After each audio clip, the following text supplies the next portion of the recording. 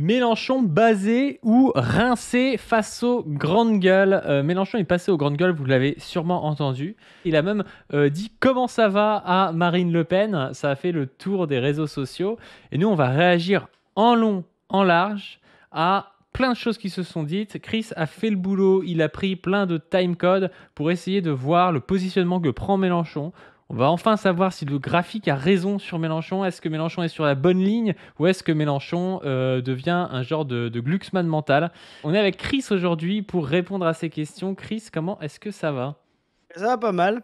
Ça va pas mal. On va voir que notre cher Jean-Luc est encore indécis. On essaie de lui faire des passes D dans l'espace gauche, mais il a du mal à faire l'appel. Bon, c'est parti. Du coup, on va se commencer par un premier extrait que tu m'as envoyé. Donc, on se regarde ça. Pourquoi vous Bien feriez sûr. mieux que les autres si vous alliez à l'Élysée? Et bon, mieux, tout le monde essaye de faire mieux, mais il Bah, faut vous avez regarder même la fait un recette. bouquin, donc. Non, mais il faut regarder la recette, c'est ça qu'il faut voir. Ça fait 40 ans qu'on applique une recette. On va diminuer l'État et le marché va prendre sa place, ça va être merveilleux, l'initiative individuelle et compagnie. Résultat, 40 ans après, c'est comme si on avait fait une guerre. Je dis 30 ans, hein, j'ai regardé les chiffres Là, pour voir. C'est Premier intéressant truc, parce que il leur dit exactement ce que eux ils pensent. C'est on va diminuer l'État. Il y en a encore trop pour l'hôpital. Il y en a trop pour EDF. Il y en a trop pour les trains et tout. Eux, c'est exactement ça qu'ils pensent sur les grandes gueules. Donc c'est intéressant de voir Mélenchon dans cet exercice contre la petite bourgeoisie parce que les grandes gueules, c'est l'émission de la petite bourgeoisie. et ce qui est intéressant, c'est qu'il dit un truc que nous on dit souvent, qu'on n'entend pas beaucoup. C'est une guerre. Le néolibéralisme a détruit progressivement sur une période de 40 ans toutes les forces productives socialisées du pays. C'est-à-dire, il a fait en 40 ans ce qu'une guerre peut faire en 2, 3, 1 an, etc. Et ça, c'est vraiment intéressant. Et là, il le dit tel quel. Je dis pas qu'il regarde le graphique. On va voir s'il regarde le graphique. Ça va nous teaser pendant tout le réact. Mais, en tout cas, il arrive à la même conclusion. On est dans une phase de reconstruction. On peut plus se permettre d'accompagner, etc. Et on est face à une guerre larvée, quoi. Même j'ai envie de continuer cette histoire de guerre là. Au fond, il y a eu une guerre tu sais, de position pendant beaucoup de temps, tu vois. Et Macron l'a transformé en guerre de mouvement en allant beaucoup plus rapidement sur réforme des retraites, machin, même s'il y a les gilets jaunes qui continuent et tout. J'ai l'impression que Macron, il y a une intensification dans la rapidité, on va dire, avec laquelle ça s'est fait. Il y a même un moment donné où Macron voulait passer à la retraite par points, là. C'est-à-dire que le gars voulait vraiment raser la retraite par répartition, qui est quand même un acquis social de la résistance et puis de la gauche communiste française. Il voulait raser ça en quelques années. Donc je trouve qu'il y a une accélération par rapport à ça et que cette histoire de guerre est pas inintéressante comme métaphore.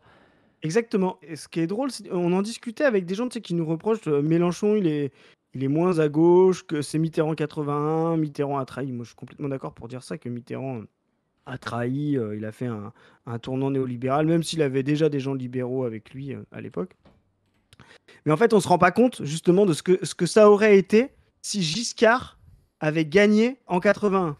Tu vois ce que je veux dire? Vraiment des gens qui commençaient déjà, il le faisait déjà à la fin de son mandat, à appliquer des méthodes très austéritaires avec Raymond Barre et avec la déferlante américaine, le thatcherisme au UK.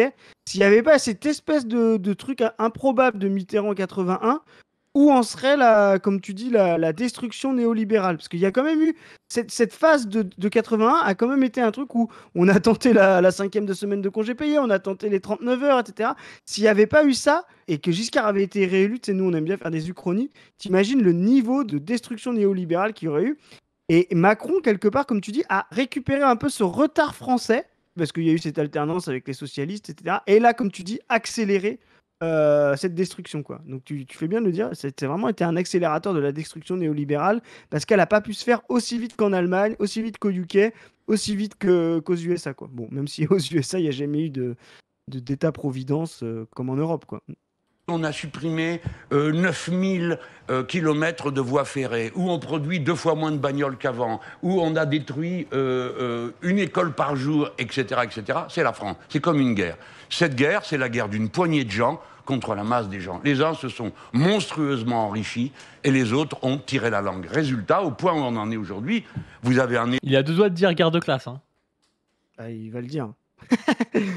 Ouais, mais il a encore ce truc de la poignée contre le peuple et tout, mais on aimerait bien qu'ils disent un peu les termes sur ce Ouais, truc-là, quoi. Il a envie de faire un appel à gauche, mais il se dit attention, mon repli. Tu vois, il sait pas trop comment jouer le jeu. Un État Et on a défaillant, le parce que temps. ça marche pas, parce qu'on lui donne pas l'argent, parce que le fric de l'État passe à boucher des trous, et puis de l'autre côté, des gens qui ont beaucoup et qui veulent pas donner. Et vous avez vraiment, on dirait 1789. Ah bon, Une on en est grosse là. Allez! Intéressant ça. dette, des riches qui veulent pas payer et des gens qui en peuvent plus. Alors si vous me demandez, je voulais quand même faire ce petit J'aime bien ce mélangeant sur ça, c'est qu'il a des références un peu Ah bah oui. révolutionnaires qui rebalancent comme ça et tout. Donc, Ah bah tu vas voir. Alors, le chat, vous êtes pas prêts, mais tu vas voir Padu. Lui, il va te balancer 1789, tu vas voir les références en face. Tu vas voir, on va pas être dans le même niveau culturel. Moi, ce que j'aime bien sur la référence à c'est 1789... quoi, c'est qu'il y a- 1942 les références en face? Ah non, mais on va même pas être dans l'histoire, mais dans complètement autre chose. Moi, ce que j'aime bien là-dedans, c'est que on voit vraiment l'analyse profonde de Mélenchon quand il parle de 1789. Et moi, je pense qu'effectivement, Mélenchon représente cette bourgeoisie progressiste, comme un petit peu le tiers d'État intermédiaire. Tu sais, dans le tiers d'État, il y avait et les très grands bourgeois comme Necker, par exemple, le très grand banquier, et la toute petite paysannerie, voire les premiers ouvriers qui étaient extrêmement exploités. Et puis entre les deux, bah, des gens qui donneront, on va dire, les députés du tiers, les plus radicaux, des avocats comme Robespierre et tout. Et ben, Mélenchon, il incarne un peu cette classe-là, tu vois, cette classe de tiers intermédiaire qui est ni vraiment la grande bourgeoisie, ni vraiment le bas, mais qui se pose des questions et qui commence à dire les gens n'en peuvent plus, quoi. Et c'est la phrase de Robespierre, tu sais, il y a des gens qui sont tellement dans la misère qu'ils n'ont même plus les capacités intellectuelles de réfléchir aux causes de leur pauvreté. Et ben Mélenchon, il se passe comme un Robespierre, c'est-à-dire celui qui dit il faut faire quelque chose, il faut une révolution constitutionnelle, il faut une transformation parce que ça ne va pas tenir, quoi. Et donc quand il cite 1789, je trouve que c'est très révélateur de ce qu'il est, quoi.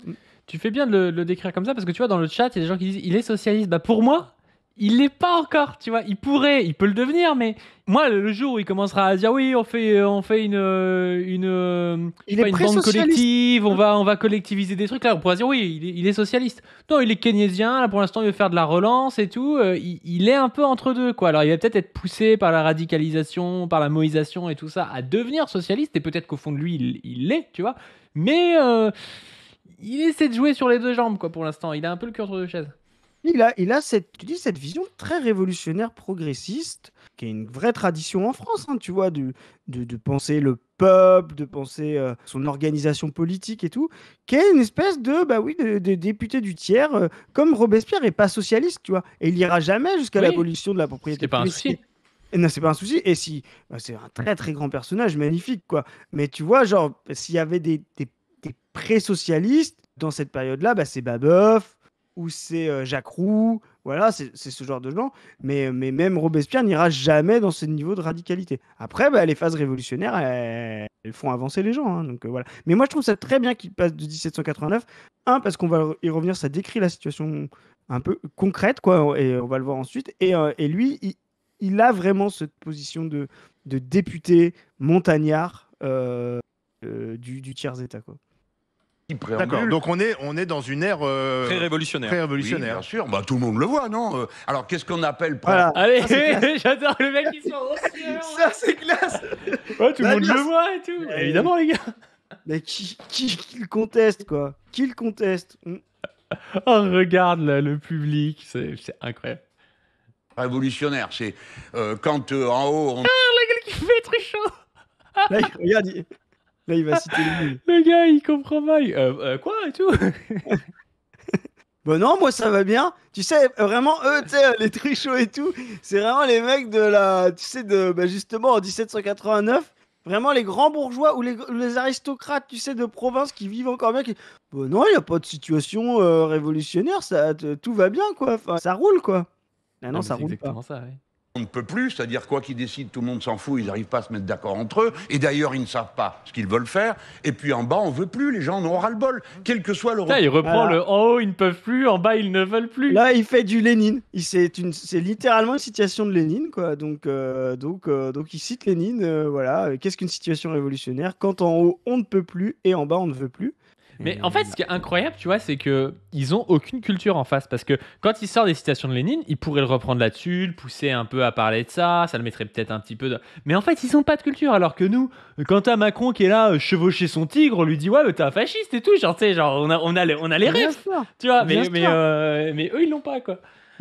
C'est ça, en gros, le moment. Donc, ma formule, si je vais la résumer, ça va être un résumé, hein, donc ne caricaturez pas, c'est un résumé. C'est qu'il faut, si on doit faire face à la difficulté, on la fait tous ensemble. Ceux qui ont le plus donnent le plus, ceux qui ont le moins donnent le moins, et on...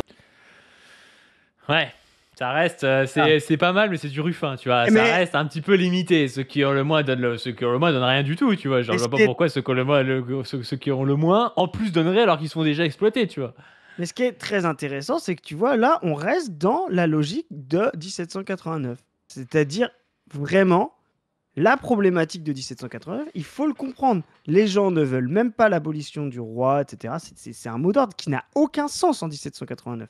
Personne ne se représente de vivre sans monarchie. Ce qui fera le premier consensus et qui permettra justement la révolution de s'engager, c'est face à la crise profonde, face à la dette. Je fais un peu un cours d'histoire de la Révolution française, mais je pense que c'est intéressant de le faire comme ça.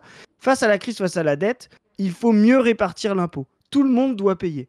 Et la bourgeoisie commence à dire l'aristocratie doit payer l'impôt, tout le monde doit payer l'impôt. Et c'est ce qui fera le ciment des États généraux et de la première constituante. Et bien Mélenchon, qui cite 1789, il en est à ce niveau-là. Il dit on va pas tout changer, socialiser les moyens de production, etc. Non, on va commencer par remettre de l'égalité dans l'impôt. Mais ça, c'est vraiment l'incarnation de la bourgeoisie progressiste. C'est pas une critique, c'est juste un chemin des progressistes républicains, comme je vous le dis, les premiers pendant la Révolution française, mais ça a été aussi jusqu'à 14-18, quoi. En 14-18, les gens, à la fin de la première crise du capitalisme, c'est là où on voit l'apparition de l'impôt sur le revenu. C'est une revendication qui sera demandée par une certaine partie de la bourgeoisie ou par le peuple, qui sera empêchée même par la Première Guerre mondiale, mais la bourgeoisie progressiste a toujours eu un rapport à l'impôt comme la condition de l'égalité, quoi. Et ben là, il l'incarne vraiment, quoi. Ouais, mais c'est quand même un peu problématique parce que c'est un peu dépolitisant, je trouve, tu vois. Ça pose pas vraiment la question du pouvoir, tu vois. Ah non, mais La question du pouvoir, elle reste toujours politique quand on parle comme ça, alors qu'en réalité, au-delà de la politique, la question du pouvoir, c'est qui détient quoi, tu vois. Qui a la main sur quoi. Dans la majorité de ta vie, qui est-ce qui te fait bosser ou qui tu fais bosser, tu vois. Et cette question des impôts, elle est évidemment progressiste, mais elle pose problème parce qu'elle ferait croire qu'on va régler les choses en rééquilibrant, sans toucher au régime de propriété et à la propriété privée lucrative, tu vois. Et c'est pour ça que moi, je pense qu'il y a une place pour être sur la gauche de Mélenchon, tu vois, ou pour que Mélenchon se radicalise, tu vois. Ah bah moi, ce qui est sûr, c'est que non seulement je trouve ça limitant, et en plus, je vais même aller plus loin, je pense que c'est désuet. Je pense que cette égalité devant l'impôt avait du sens. Et il faut comprendre un truc, hein. La majorité des gens, au sorti de la Révolution française, et c'est pour ça que cette question de l'impôt sera fondamentale au 19e siècle, sont propriétaires. Le mouvement du capital est un gigantesque mouvement d'expropriation. C'est d'ailleurs là où Piketty ne comprend rien, en fait. Il pense que le capitalisme est un mouvement d'extension du capital, alors qu'en fait, c'est un mouvement d'expropriation. Il y a beaucoup plus de propriété privée concentrée sur des petits paysans, sur toute une paysannerie, sur une petite bourgeoisie, petits artisans commerçants.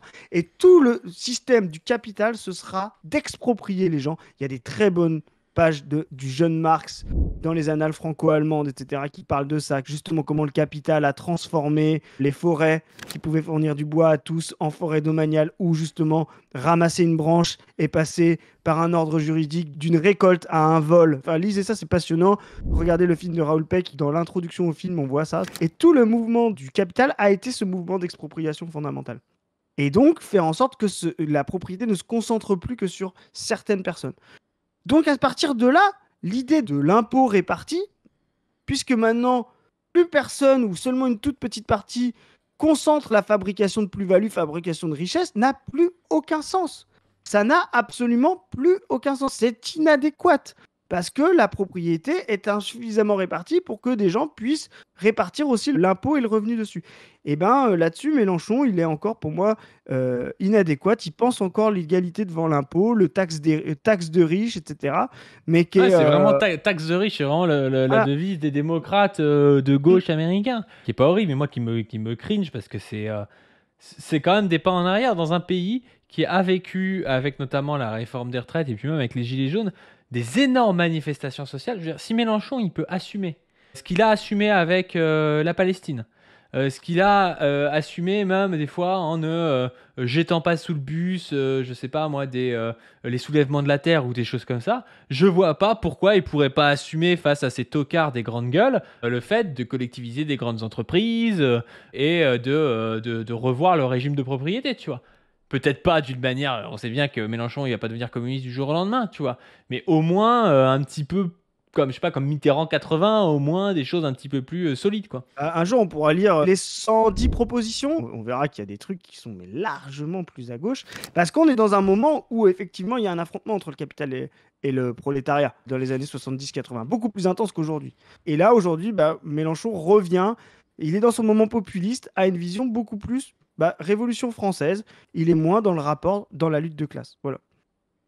Il y a quelqu'un qui dit après, ce discours socialiste ne parle pas aux auditeurs des grandes gueules. Non, mais qu'on soit clair, Mélenchon ne parle pas aux auditeurs des grandes gueules de manière générale, je pense, et aux grandes gueules de manière générale. Il est capable d'assumer des trucs de ouf sur le plan antiraciste. Il a tenu bon sur des trucs qui vraiment où il y avait une pression de zinzin, quoi. Ou même certains partis d'extrême gauche n'ont pas forcément tenu. Lui, il a tenu quand même. Donc je vois pas pourquoi est-ce qu'il pourrait pas tenir bon sur la collectivisation de certains trucs, sur une banque commune, sur des choses qui paraissent plus communistes, quoi. Mais il est fondamentalement, je pense, alors persuadé, je sais pas, mais je pense qu'il se dit que ce moment-là n'est pas là. C'est là-dessus qu'on est opposé. Je pense que moi, le moment de penser l'expropriation de l'appareil de production des capitalistes par l'intégralité du salariat, c'est-à-dire tous les gens qu'il y a dans le graphique, quasiment tous, ce moment-là n'a jamais été aussi proche. Mais voilà, c'est l'écart entre une vision communiste et révolutionnaire et l'écart entre la vision de Mélenchon qui est encore, on va dire, populiste et réformiste. Mais c'est pas une insulte. Je pense que l'idée révolutionnaire et réformiste, elle est un peu désuète. Mais Mélenchon et la France Insoumise contiennent en eux-mêmes des potentialités révolutionnaires. Pour l'instant, elles sont contenues, quoi. Il y a Romain Kerr qui dit est-ce que médiatiquement ça a seulement du sens d'aller dans ce traquenard? Je vois pas qui il va convaincre là-bas. Ah non, moi je trouve que ça a vraiment du sens. Parce que justement, s'il veut se faire diaboliser, c'est dans ce traquenard qu'il faut aller. Exactement. Et vous allez voir, moi j'ai vu des extraits sur Twitter, des fois il tient un peu bon face au public et tout, et ça fait plaisir parce que justement, nous, notre théorie, c'est que c'est en se radicalisant et en étant diabolisé par une partie de la population, et notamment de la bourgeoisie, qui va passer au second tour en 2027. Allez voir d'ailleurs la playlist sur ce sujet et la vidéo qui s'appelle Comment Mélenchon va gagner en 2027, où on explique ça, justement en allant antagoniser et en tenant tête, c'est-à-dire l'inverse de Fabien Roussel. C'est comme ça qu'il va justement provoquer une sortie de l'abstention de certaines populations. Exactement. Et c'est surtout, mais les gens ne se rendent pas compte, en 2022, les points qu'il a gagnés. Ça, c'était un truc très intéressant. Quand il a fait son débat avec Zemmour, moi j'ai dit, ça y est, c'est bon. Mes prévisions du graphique à 22% sont bonnes. Il va y aller, quoi. C'était un coup décisif. Pas parce qu'il a parlé aux gens qui votent Hanouna, etc. Parce qu'il a construit un récit où lui-même a été capable d'être au moins aussi puissant face à la situation critique. C'est-à-dire des gens qui se disaient, voilà, il y en a marre, il faut quelque chose qui change les choses profondément, et on n'a jamais essayé Marine Le Pen ou certains Zemmour. Et Mélenchon est arrivé, il est sorti des écueils, et d'ailleurs il y avait un vrai clivage, moi j'ai vu, entre des gens qui étaient des militants, qui disaient pourquoi il va là-bas, etc., et des gens que je croisais quand on faisait des actions politiques, etc., qui disaient « Ah, il a trop bien fait d'aller là-bas parce qu'il est allé dans des cercles où les politiques ne vont pas pour fracturer le discours normal. » Et ça, on l'a dit dans nos capsules, quand il dit la façon dont les grands médias nous diabolisent, nous fait gagner du respect chez les classes populaires. Oui, ça fait gagner du respect d'aller comme ça, de se porter comme ça. Lisez par exemple quelqu'un comme Benoît Coquart, ceux qui restent, voilà, très grand sociologue, etc. Il explique dans tous ses livres, Mélenchon a reconquis une partie des classes populaires parce qu'il est rentré dans la tête de Marine Le Pen, dans des espaces où Marine Le Pen faisait des gros scores, justement parce qu'il a eu la même intensité oppositionnelle que Marine Le Pen. Il parle Benoît Coquart d'un moment très important, quand il s'est retrouvé, tu l'as déjà vu ça ou pas, Padu, quand il s'est retrouvé sur le plateau de France 2, et qu'elle a voulu jouer un coup un peu happening, de pas lui répondre, et elle a sorti un journal. Ça devait être entre 2012 et 2017. Et ben, Benoît Coquart dit, les gens lui en ont parlé en disant « Ah non, moi j'aime bien Marine Le Pen, hein, j'aime bien le front, mais là ce qu'elle a fait c'est pas bien, fallait lui répondre quoi. » Tu vois, et ben ça, ce qu'il fait Mélenchon, là il gagne des classes populaires quand il fait ça. On donne à chacun, suivant les besoins qu'il a, qui sont des besoins vitaux. On l'a essayé ça. Pardon, mais l'impôt sur la fortune a existé pendant des années. Les Français n'ont pas mieux vécu lorsque l'impôt sur la fortune était en place. Mais vous... On l'a essayé, il y a eu... Oh là là là là, mais le niveau de ces mecs, mais qu'est-ce que tu veux débunk? Genre, bah oui, je sais pas si on vivait mieux, mais en tout cas, on faisait peut-être moins une réforme des retraites pour compenser. Enfin, je veux dire, il y a des trucs. Après, oui, le pays va pas s'effondrer parce que l'impôt sur la fortune est abandonné. On vivait mieux, je suis désolé, mais tout le monde est capable de montrer que les gens avaient plus d'argent à la fin du mois, que le système de santé était meilleur. On va faire monter Zoé pour expliquer voilà, la dégradation, les équipements collectifs, l'école. Enfin, je veux dire, on a essayé, oui, personne ici trouve que le Fordisme, c'est l'apogée de l'organisation de l'humanité. Mais c'est clairement un moment où l'État-providence et le Fordisme étaient plus bénéfiques pour tout le monde que l'État néolibéral qui fabrique 11 millions de pauvres en France. Hein. 11 millions. Nicolas, il a 30 ans. Ah, c'est sur les Nicolas. Alors, je sais pas si vous connaissez les Nicolas, c'est un mème d'extrême droite. En gros, l'idée, c'est de dire que Nicolas, c'est le mec genre de 30-40 ans, qui a un travailleur et qui est taxé jusqu'au cou. Parce qu'en fait, il paye des Costa croisières aux retraités et il paye les allocs aux Arabes. En gros, c'est un mème giga raciste. Et donc, sur RMC BFM TV, il parle de Nicolas, quoi. Et c'est lui qui paye pour tous les autres. Nicolas, c'est les 10% de Français qui payent 70% de l'impôt sur le revenu. Nicolas, c'est les 30% de Français qui financent l'intégralité du système social. Nicolas, c'est celui pour qui 17h, c'est à peu près... J'adore quand il parle des 30% de Français qui font l'intégralité du système social. Alors, je sais pas si c'est vrai, mais là-dedans, en fait, ils considèrent que, genre, les enfants, ils devraient payer, tu vois, genre, dans les 100%, tu vois. Genre, évidemment que les enfants, les gens qui ont un handicap dans une société validiste, les gens qui sont à la retraite et tout, ils vont pas payer pour le système de santé, tu vois, ça n'a aucun putain de sens, quoi. Savoir s'ils préféraient pas gagner ces 3000 euros, mais donner 500 balles à un ouvrier pour qu'il partage les impôts, tu vois ce que je veux dire. Ça me fait rire, ça, tu vois. S'il paye un impôt, c'est qu'il est proportionnel à son revenu, tu vois. Enfin, il y a toujours une espèce de truc. Peut-être à des gens qui créent ce mythe en France en disant « Ouais, mais moi, en fait, avec tout ce que l'État me prend comme impôt, en fait, j'ai 3000, mais j'ai moins que le SMIC à la fin. » Spoiler alerte, tout ça est une fable. Personne s'appauvrit à cause de l'impôt. Personne n'a le SMIC parce qu'il avait un certain niveau de salaire et qu'il a payé des impôts. Tu vois, ça n'existe pas. Après le milieu de la journée ou au moins de l'après-midi, pendant que beaucoup de gens sont déjà rentrés chez eux depuis longtemps. 17h, c'est le milieu de l'après-midi pour lui. Tu sais, c'est les connards de managers qui te disent bon après-midi quand tu pars à 17h30 à l'heure. Tu vois, Nicolas, c'est lui, c'est ce connard, quoi. C'est Charles Considé qui dit ça, il a fait quoi? Je veux dire, c'est quoi ces types? C'est n'importe quoi. Hein. Nicolas, c'est effectivement celui qui travaille plus que les autres, qui essaye de gagner effectivement parfois un peu plus, qui refuse le système soviétique que vous défendez.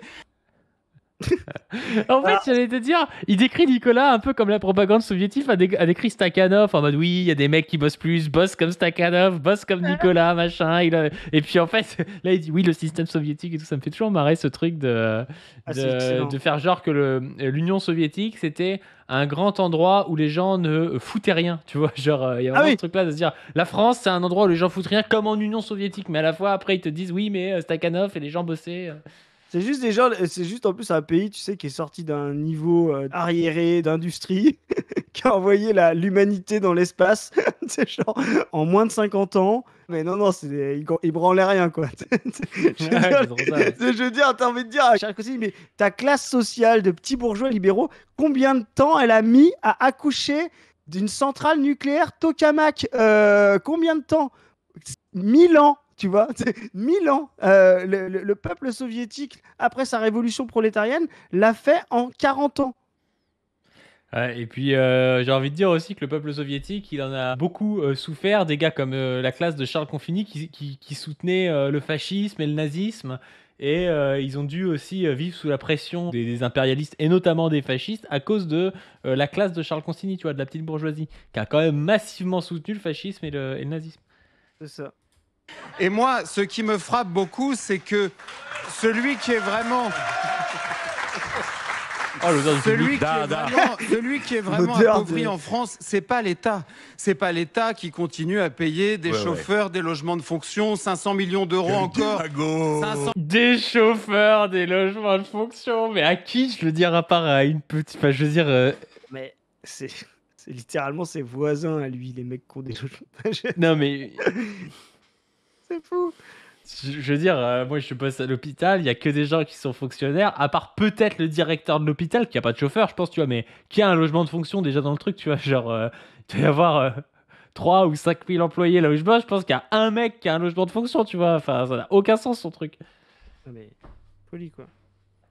millions d'euros. Ouais 500 millions Allez, d'euros abat tout le encore. monde. 500 millions d'euros Magnifique. encore À payer annoncés des mecs pour sur la, des plateaux. pour la Ah, filière qui coûtent, musicale. hein. Non, ça c'est pas l'État qui paye ici. Ah, non, non. Ah ouais, c'est inhabituel pour vous. Non, Désolé. non, non. Eh oui, désolé. Non, non, non, Ça, non. ici, c'est de l'argent C'est l'État privé. qui paye, parce que vous Ah, n'avez non. pas l'air d'être au courant de ce que sont les aides à la presse. Hein, Oui, d'accord. Allez. Et ça, c'est bon ça. Ça, c'est énorme. Et tu vois, mais ça, c'est tremplin. Alors, le chat, là, vous voyez, ça, c'est des points faciles. Ça, c'est Steph Curry derrière la ligne sans être attaqué. Tu vois, je veux dire, c'est des points qui gagnent Mélenchon comme ça. Avoir des adversaires comme Consigny en face de lui. Pardon. C'est bien le lapsus. Mais Zoé va m'accuser d'avoir fait un jeu de mots. Mais donc, Consigny en face de lui pour faire ça, mais les gens adorent. Les gens ont besoin d'opposition violente. Et c'est aussi, malheureusement, c'est qu'on va dire, mais c'était aussi une des forces de Trump, d'être apparu comme quelqu'un qui se laisse pas emmerder par les médias, etc. Ce qu'il faut, c'est que cette énergie-là, elle soit faite au nom du progressisme et non pas au nom de la réaction, quoi. Et là, Mélenchon, quand il fait ça, je te dis, c'est Steph Curry derrière la ligne, ça rentre à tous les coups, quoi. Mais t'as vu ce qu'il a publié d'ailleurs, Consigny, sur Twitter? Non. Consigny, il a publié ce tweet. Donald Trump, donc c'est après le bombardement de l'Iran par Donald Trump, a probablement plus fait en une nuit pour la sécurité du monde que tous les gauchistes réunis qui le détestent en une vie. Bravo à lui et vive les États-Unis, tu vois.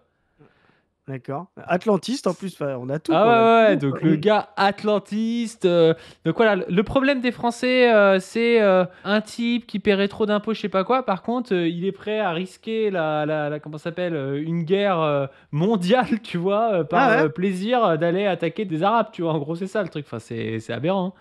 Mais tu vois, quand on parle de l'espace du graphique, là, les consignes, là, tu vois, ils sont en haut à droite et tout, les trucs des valeurs. Tu vois, ils viennent reprocher à Mélenchon de faire trop d'impôts ou d'être dans un état soviétique ou je sais pas quoi, quelle connerie, tu vois.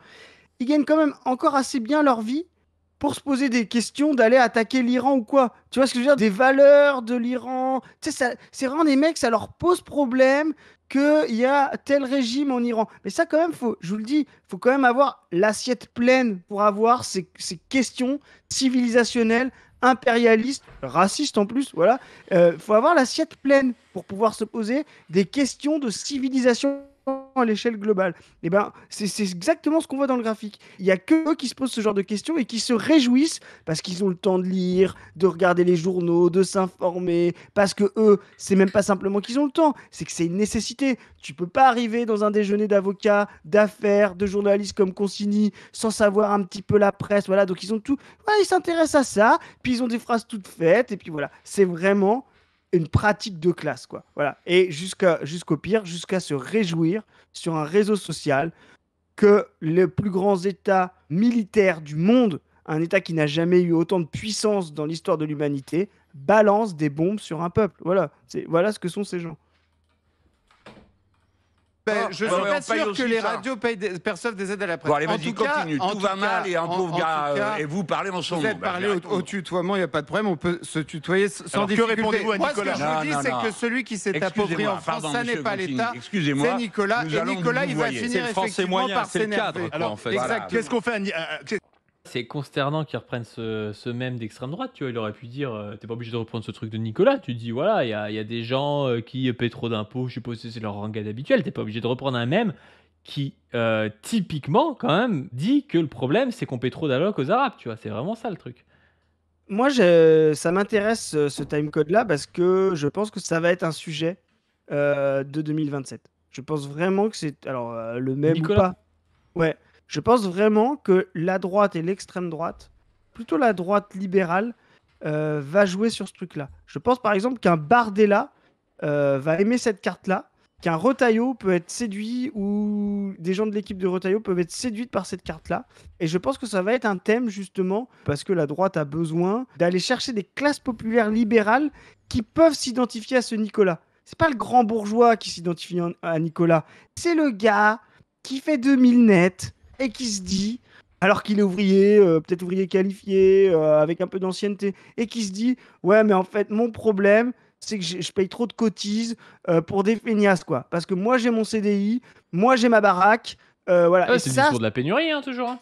exactement. Et ça a toujours été un moyen de politiser des classes populaires, des ouvriers à droite. Ça a toujours été le cas. Il faut arrêter de croire les conneries de Ruffin, comme quoi le peuple ouvrier votait à 80% avant à gauche et que parce qu'il a été trahi. Non, le peuple ouvrier a toujours été séparé en deux, entre gauche et droite. Et il y a toujours eu un peuple ouvrier, et d'ailleurs c'est aujourd'hui dans les territoires RN, qui votait à droite parce qu'il avait une mentalité un peu libérale, petite propriétaire, d'accession à la petite propriété, le petit logement, la petite bagnole, etc. Et ça, ils vont essayer de le reconquérir. Aujourd'hui, c'est dans les mains du RN, dans les mains de l'abstention aussi, et il va falloir les reconquérir. Et en face, il faut un projet radicalement égalitaire, et c'est là où on va voir si Mélenchon est capable de projeter un imaginaire collectif au niveau de cette merde raciste, capitaliste, qu'est ce même de Nicolas, quoi.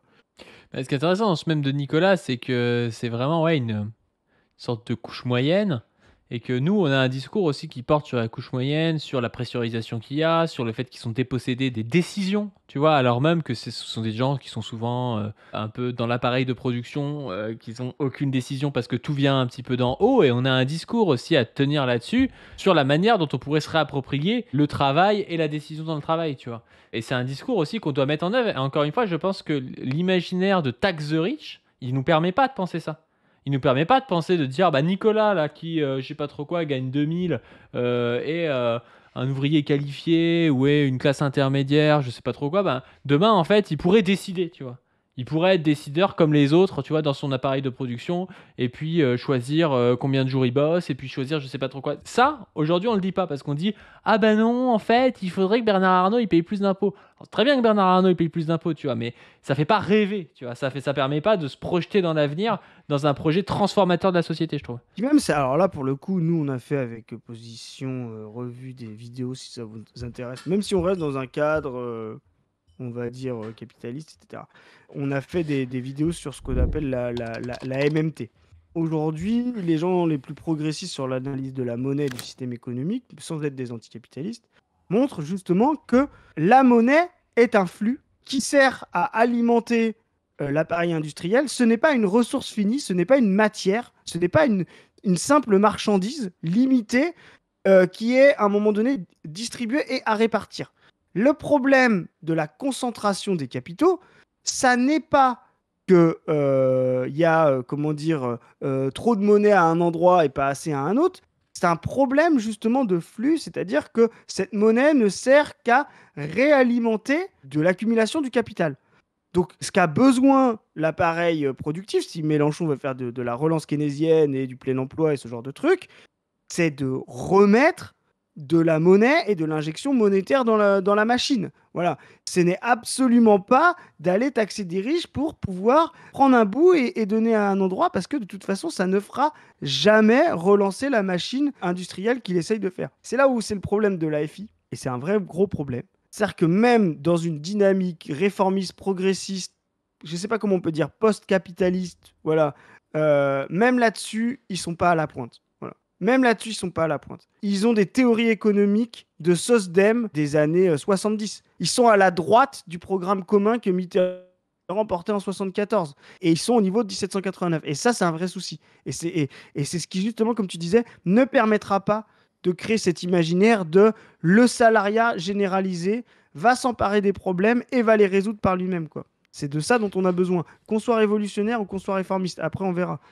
En fait, je pense que le problème, c'est que la gauche en tout cas la gauche mainstream, a failli sur la question notamment du racisme, sur les questions de genre et tout ça, tu vois. Et donc la FI est apparue comme étant un Eldorado, tu vois, dans ce paysage-là, parce que sur ces questions-là, elle a réussi à se positionner d'une manière, d'une manière très correcte, tu vois. Et on a l'impression qu'ils ont oublié la question de classe, tu vois. Tout comme il y avait des gars qui étaient race blind, qui étaient gender blind, tu vois, bah eux, ils sont un peu class blind. Alors aussi peut-être parce que c'est souvent soit des universitaires, soit des gens issus de la petite bourgeoisie ou des choses comme ça qui composent la France insoumise, ou en tout cas les directions, tu vois.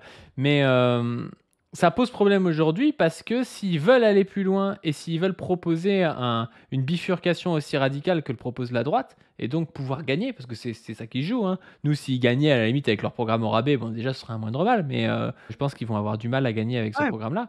Eh bien, ils vont avoir besoin de proposer des choses. Et au final, c'est Boris Vallaud, pendant la primaire là, du PS, il proposait de faire quelque chose pour ramener de la pensée au Parti Socialiste. Ben, il y aurait aussi besoin de ça à la France Insoumise. Parce que l'Institut de la Boétie, c'est en train de se structurer, mais moi je trouve que c'est pas suffisant. J'ai l'impression que l'Institut de la Boétie, bien souvent, se résume à dire des choses qu'on sait déjà dans les milieux d'extrême gauche, tu vois. C'est-à-dire il y a un universitaire, il a étudié le truc, il te le dit, bon, bah c'est la Boétie qui l'a dit, mais je veux dire, quand tu connais un petit peu, t'as pas appris grand-chose, tu vois. Ce qu'on attendrait, ce serait qu'il y ait une production théorique qui soit à la hauteur d'un parti qui fait 22% aux élections présidentielles et qui prétend à une rupture avec le système capitaliste, tu vois. Et pour l'instant, on n'en est pas encore là. C'est le problème de l'AFI, c'est le problème du PSG. C'est le problème du PSG, pourquoi? C'est qu'en fait, tu sais, le PSG tue le championnat de France parce qu'il est trop fort et que les autres sont trop faibles. Et longtemps, le PSG a été tellement fort qu'il n'avait plus aucune adversité dans son championnat. Et donc, il reposait sur ses acquis. Et dès qu'il se retrouvait en face d'écuries européennes, il n'était pas assez fort parce qu'il n'avait pas, comme les Anglais, tu sais, de l'adversité tous les week-ends, parce qu'ils avaient un Big Four, Big Five, voilà, ou d'autres pays. Mélenchon a le même problème avec son programme. Il a trop des tocards en face de lui. Il a trop des partis de gauche, à sa gauche et à sa droite, qui sont tellement nuls qu'il ne challenge pas le programme de l'AFI. Le programme de l'AFI, et tu vois ce que je veux dire, il a ce même problème. Les gens vont se dire, oui, il veut en venir avec sa métaphore du PSG. Mais voilà, c'est ça que je veux dire. C'est qu'il est tellement hégémonique, les autres sont tellement nullissimes en programme, que ce soit sur sa gauche, que ce soit sur sa droite, etc., qu'il n'a aucune forme d'adversité et aucune forme de combat politique. Et donc, il se repose sur un programme qui, moi, je pense, commence à être désuet. Le programme de 2027, s'il est identique à l'avenir en commun de 2017, il a 10 ans et il était extrêmement adéquat il y a 10 ans, avant l'effet Macron, avant la crise larvée du capitalisme. Aujourd'hui, il n'est pas assez radical, on l'a déjà dit. Et là, il a été présenté, hein, le programme de 2025. Bon, il est radical par rapport à l'espace du politique, voilà, mais il n'est pas assez radical par rapport à la crise, c'est-à-dire pour emmener le salariat généralisé derrière lui, pour attirer justement un bloc salarial qui va justement de l'ouvrier non qualifié jusqu'à certains ingénieurs. Il y a Prof Interme qui dit qu'il faut reconstruire un parti communiste. Bah oui, en réalité, non mais c'est pour ça que nous on tape H24 sur le PCF, c'est parce que si le PCF faisait son boulot d'être à gauche du parti de la France Insoumise, avec en plus au PCF, historiquement, il y a une production théorique, et même aujourd'hui, il y a encore un peu une production théorique et tout au PCF, et ce serait du poulet. Ce serait de ça dont on aurait besoin. Un parti communiste fort sur la gauche de la France Insoumise, qui la critique, droit dans ses bottes, qui propose des choses et qui la pousse en fait à récupérer des trucs, à proposer des contre-propositions. Enfin, voilà, c'est de ça qu'on aurait besoin. Le problème, c'est qu'ils sont attaqués que sur leur droite, que ce soit par le PCF, par ELV et par le PS, et que les mecs proposent que de la merde. Donc, en fait, ils se reposent sur leur laurier, en fait. C'est même pas qu'ils proposent que de la merde. Ils ne proposent rien. C'est-à-dire que leurs adversaires, Vallaud qui propose, tu vois, juste un mot, démarchandisation. Tu vois, c'est juste un mot. Ça a apparu comme une lueur dans l'espace gauche de réflexion intellectuelle, etc. Enfin, c'est vraiment, tu te dis, on en est là, quoi. Mélenchon a dû même en parler.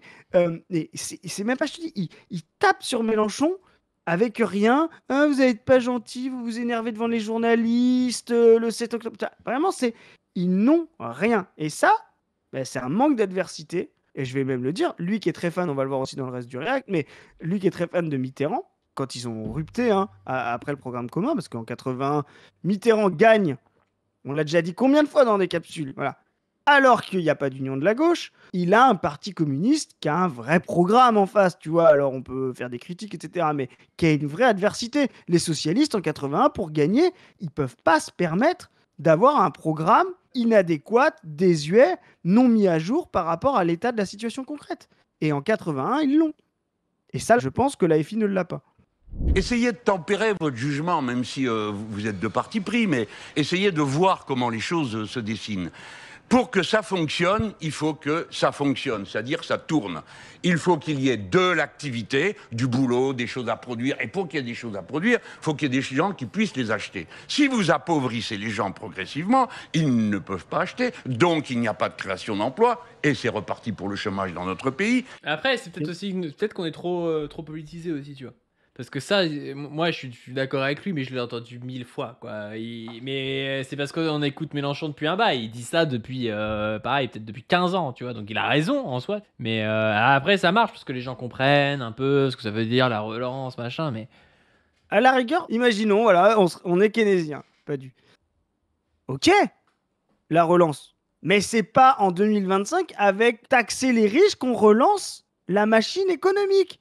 La machine économique est profondément en crise. On la relancera avec de la nationalisation, avec de l'investissement de masse, donc de l'émission monétaire, donc de l'attaque de la Banque centrale. On ne relancera pas la machine. C'est ce que j'allais dire, hein, l'émission monétaire avec la Banque centrale européenne, va falloir sacrément se friter ou sortir de l'Union européenne si tu veux relancer la machine. Hein. Exactement. Et là, le truc, c'est que moi, je suis d'accord avec lui, mais il n'a pas le programme pour faire la relance dont il a besoin. Biden a fait un plan de relance de 4 000 milliards, d'accord ? Sur 4 ans, voilà. Donc, c'était à peu près 5% du PIB américain sur 4 ans. Ce n'était pas assez. Ce n'était pas assez. Il faudrait que la France dépense ce qu'elle a dépensé pour les banques quand les banques ont déliré, c'est-à-dire 500, 600 milliards par rapport à son PIB. L'argent n'existe pas pour faire ça. Voilà. L'argent, ça se crée. C'est de la masse. Et c'est pour ça qu'on parlait de masse. Où sont les solutions ? Voilà. Et là, il y a un rapport de force. Et donc, ça veut dire que s'il veut parler de relance, ok, ça n'est pas en créant de l'impôt qu'on va relancer la machine. Alors, là, il n'a même pas les capacités keynésiennes de son programme. Voilà. Ça, c'est le problème. Progressivement, tout le monde s'appauvrit. Donc, il faut augmenter les salaires. Alors, il faut augmenter les salaires. Mais d'abord, disons les choses qui font pas plaisir. Ceux qui ont beaucoup vont... Enfin, qui font pas plaisir. Ça fait pas plaisir sur le plateau, moi, ça me fait plaisir. Il va dire... Franchement, vous demandez qui ? Bah oui, je demande qui. Les fortunes de ce pays ont été multipliées par 2. Bah oui, mais enfin, on va... Non, mais bon, alors... Tant mieux, bravo pour eux. Mais... Oh là là là là là là là, la chaîne de teubé. Tu vois, le mec, il se parle, les mecs, l'argent vient de quelque part. À aucun moment, il se dit soit ils ont piqué dans le tiers-monde, soit sur notre travail, soit il y a un truc. Il se dit tant mieux pour eux, tu vois. Et tu vois, il est magnifique ce React. Parce que t'es là, t'as envie de dire. Vraiment, moi, je regarde ça, je me dis, j'ai l'impression de regarder mon équipe préférée de foot ou de basket pour toi, pas du, tu vois.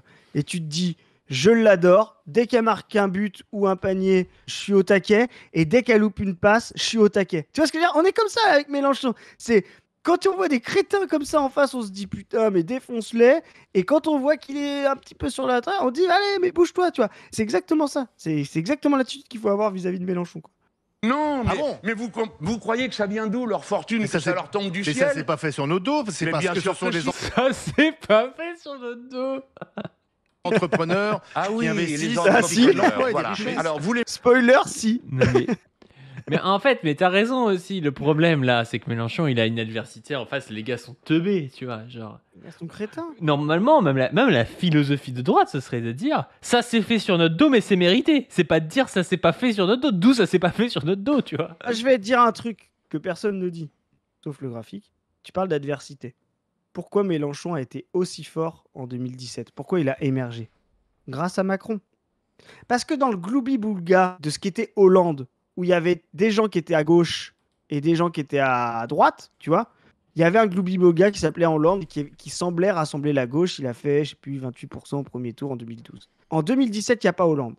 Et le PS se fracture entre Macron et Mélenchon. Et là, Mélenchon, il gagne. Pourquoi? Parce qu'il a un adversaire de taille en face de lui qui était vu comme centre-gauche. Tu te rappelles, c'était pas le Macron de maintenant à l'époque 2017. Il y avait un Fillon, il y avait voilà. Et il a un adversaire de taille qui a une vision du monde différente de la gestion économique, qui est de centre-gauche, et lui peut permettre d'avoir la gauche radicale. Aujourd'hui, il faut que ce putain de pôle centre-gauche de merde, avec une vraie vision, un vrai programme, etc., réémerge pour qu'il ait cette adversité. Il faut Raphaël Glucksmann. Voilà. Allez, on soutient Raphaël Glucksmann. Moi, j'ai fait un don à la CIA la semaine dernière pour espérer que Raphaël Glucksmann arrive vite pour qu'on ait Mélenchon fort. Mais tu vois, c'est de la dialectique un peu fine. Mais Mélenchon a pu exister grâce à Macron. Parce que justement, il avait des gens qui étaient obligés de choisir dans un espèce de grosse masse de gauche, centre-gauche, quoi. Mais c'est pour ça, mais Raphaël Glucksmann va nous faire ça. Il va arriver, il va dire ce que fait Mélenchon est impossible, machin et tout, et il va dire Olivier Faure et tout est soumis à Mélenchon. Toutes les noisettes vont finir le cul entre deux chaises. Mélenchon va dire non, mais Raphaël Glucksmann, il est atlantiste, il est pro-business, il est machin et tout, et là, ça va être intéressant. Mais tant qu'on est entre les deux, là, pour l'instant, c'est compliqué, quoi. Exactement. Il y a quelque chose que je comprends pas après. Ouais. C'est comment, en imposant les plus grandes fortunes, vous augmentez le salaire de Nicolas et des autres, parce que c'est ça. C'est pas. Attends. Ah oui, mais c'est ça l'enjeu, monsieur. C'est ça l'enjeu. Bien. Alors on va prendre par un autre bout. Si on Là, prend vas-y. un salarié. Non, mais c'est une dinguerie. Comment si en imposant, on augmente le salaire? C'est pas en imposant qu'on augmente le salaire, c'est en augmentant les salaires avec une loi, en disant le SMIC est plus haut, et puis qu'on augmente les salaires, tu vois. C'est ça. Non, mais c'est pas la position qu'on augmente les salaires, tu vois. Mais tu vois, et là, il répond pas bien, tu vois. Là, il répond pas bien, il dit, ben non, les salaires, on va les augmenter parce qu'on va mettre le SMIC plus haut, quoi. Puis on va faire des négociations, puis on va mettre tout le monde autour d'une table, et puis on va rogner sur la marge des entreprises, tu vois. Spoiler alerte, Nicolas qui finit à 17h dans son petit bureau, il est salarié, je crois. Donc il a tout intérêt, lui aussi, à l'augmentation des salaires, hein, si c'est par tranche, hein, tu vois. Donc si Nicolas, il est inquiet de l'augmentation des salaires, c'est qu'il travaille pas dans un bureau. C'est qu'il a sa petite boîte, tu vois, sa petite propriétaire. Déjà, il fait plus partie de la même classe, quoi. Mais c'est là aussi où on manque de lien avec la classe ouvrière, avec le syndicalisme et tout. Parce que Mélenchon, étant donné que c'est quand même un élu depuis des lustres et tout, qu'il a de l'argent et tout ça, il peut pas les attaquer frontalement. Tu te souviens, pendant la réforme des retraites, d'Olivier Matteux, qui arrive, qui s'en bat les couilles, et tu sais, qui peut leur demander, mais vous gagnez combien, tu vois. Il fait ça à Philippe Corsa. Philippe Corsa, tu sais, le gars du MEDEF, il lui dit, les cheminots, ils gagnent 2500 € par mois, et il lui répond, et vous gagnez combien, tu vois. Et là, t'as un retour réel, mais il y a que des travailleurs qui peuvent faire ça, il y a que des gens qui gagnent moins de 2500-3000 € par mois, qui peuvent dire ça. C'est quand tu gagnes 7000 € par mois d'indemnité parlementaire, tu peux pas dire ça sur un plateau télé, parce que toi-même, tu gagnes une thune de zinzin, tu vois. Mais un travailleur peut faire ça, tu vois. Et ça manque aussi, je pense, à ce qu'est la France insoumise aujourd'hui, c'est-à-dire un lien profond avec le mouvement ouvrier, tu vois. Bah, c'est ça. Et je te dis, et en face, qu'on soit communiste ou pas, mais en face de cet imaginaire de Nicolas, il faut créer cet imaginaire des cadres ingénieurs progressistes qui, eux, veulent reprendre, transformer l'appareil productif, etc. Et c'est comme ça qu'on va augmenter les salaires et relancer la machine, tu vois. Mais là, pour l'instant, on a juste un petit Nicolas là, qui a l'impression de... Il faut qu'ils arrivent à créer cet imaginaire. Il l'a, Mélenchon, hein. Peut faire un imaginaire de toutes les nouvelles générations de gens racisés qui ont des diplômes, etc., qui vont être obligés de partir aux États-Unis tellement ce pays devient raciste et islamophobe, tu vois. Et ben, il pourrait créer un espèce d'imaginaire de population racisée, diplômée, qui se fait défoncer la gueule par une espèce de petite bourgeoisie blanche, là, qui est vraiment le support de toutes les campagnes islamophobes, les Fourest, les Enthoven, les voilà.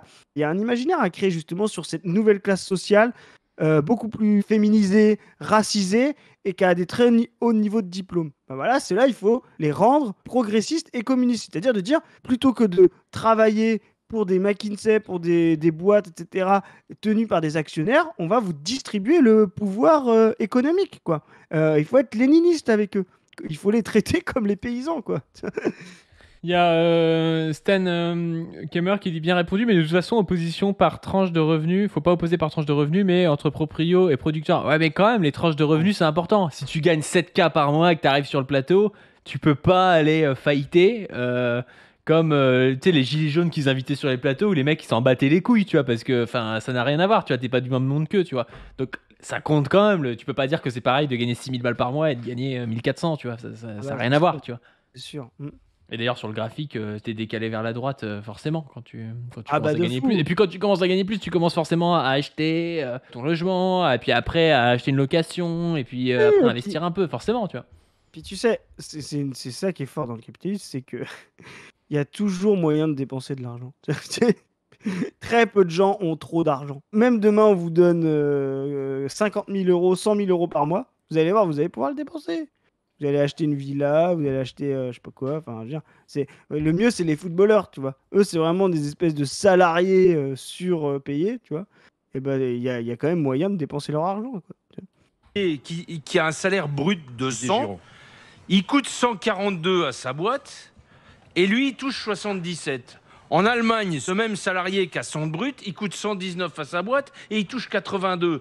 À un moment donné, vous nous parlez toujours comment on va approvisionner la caisse et chez qui il faut aller prendre pour approvisionner la caisse. Mais vous nous parlez jamais, monsieur de Mélenchon.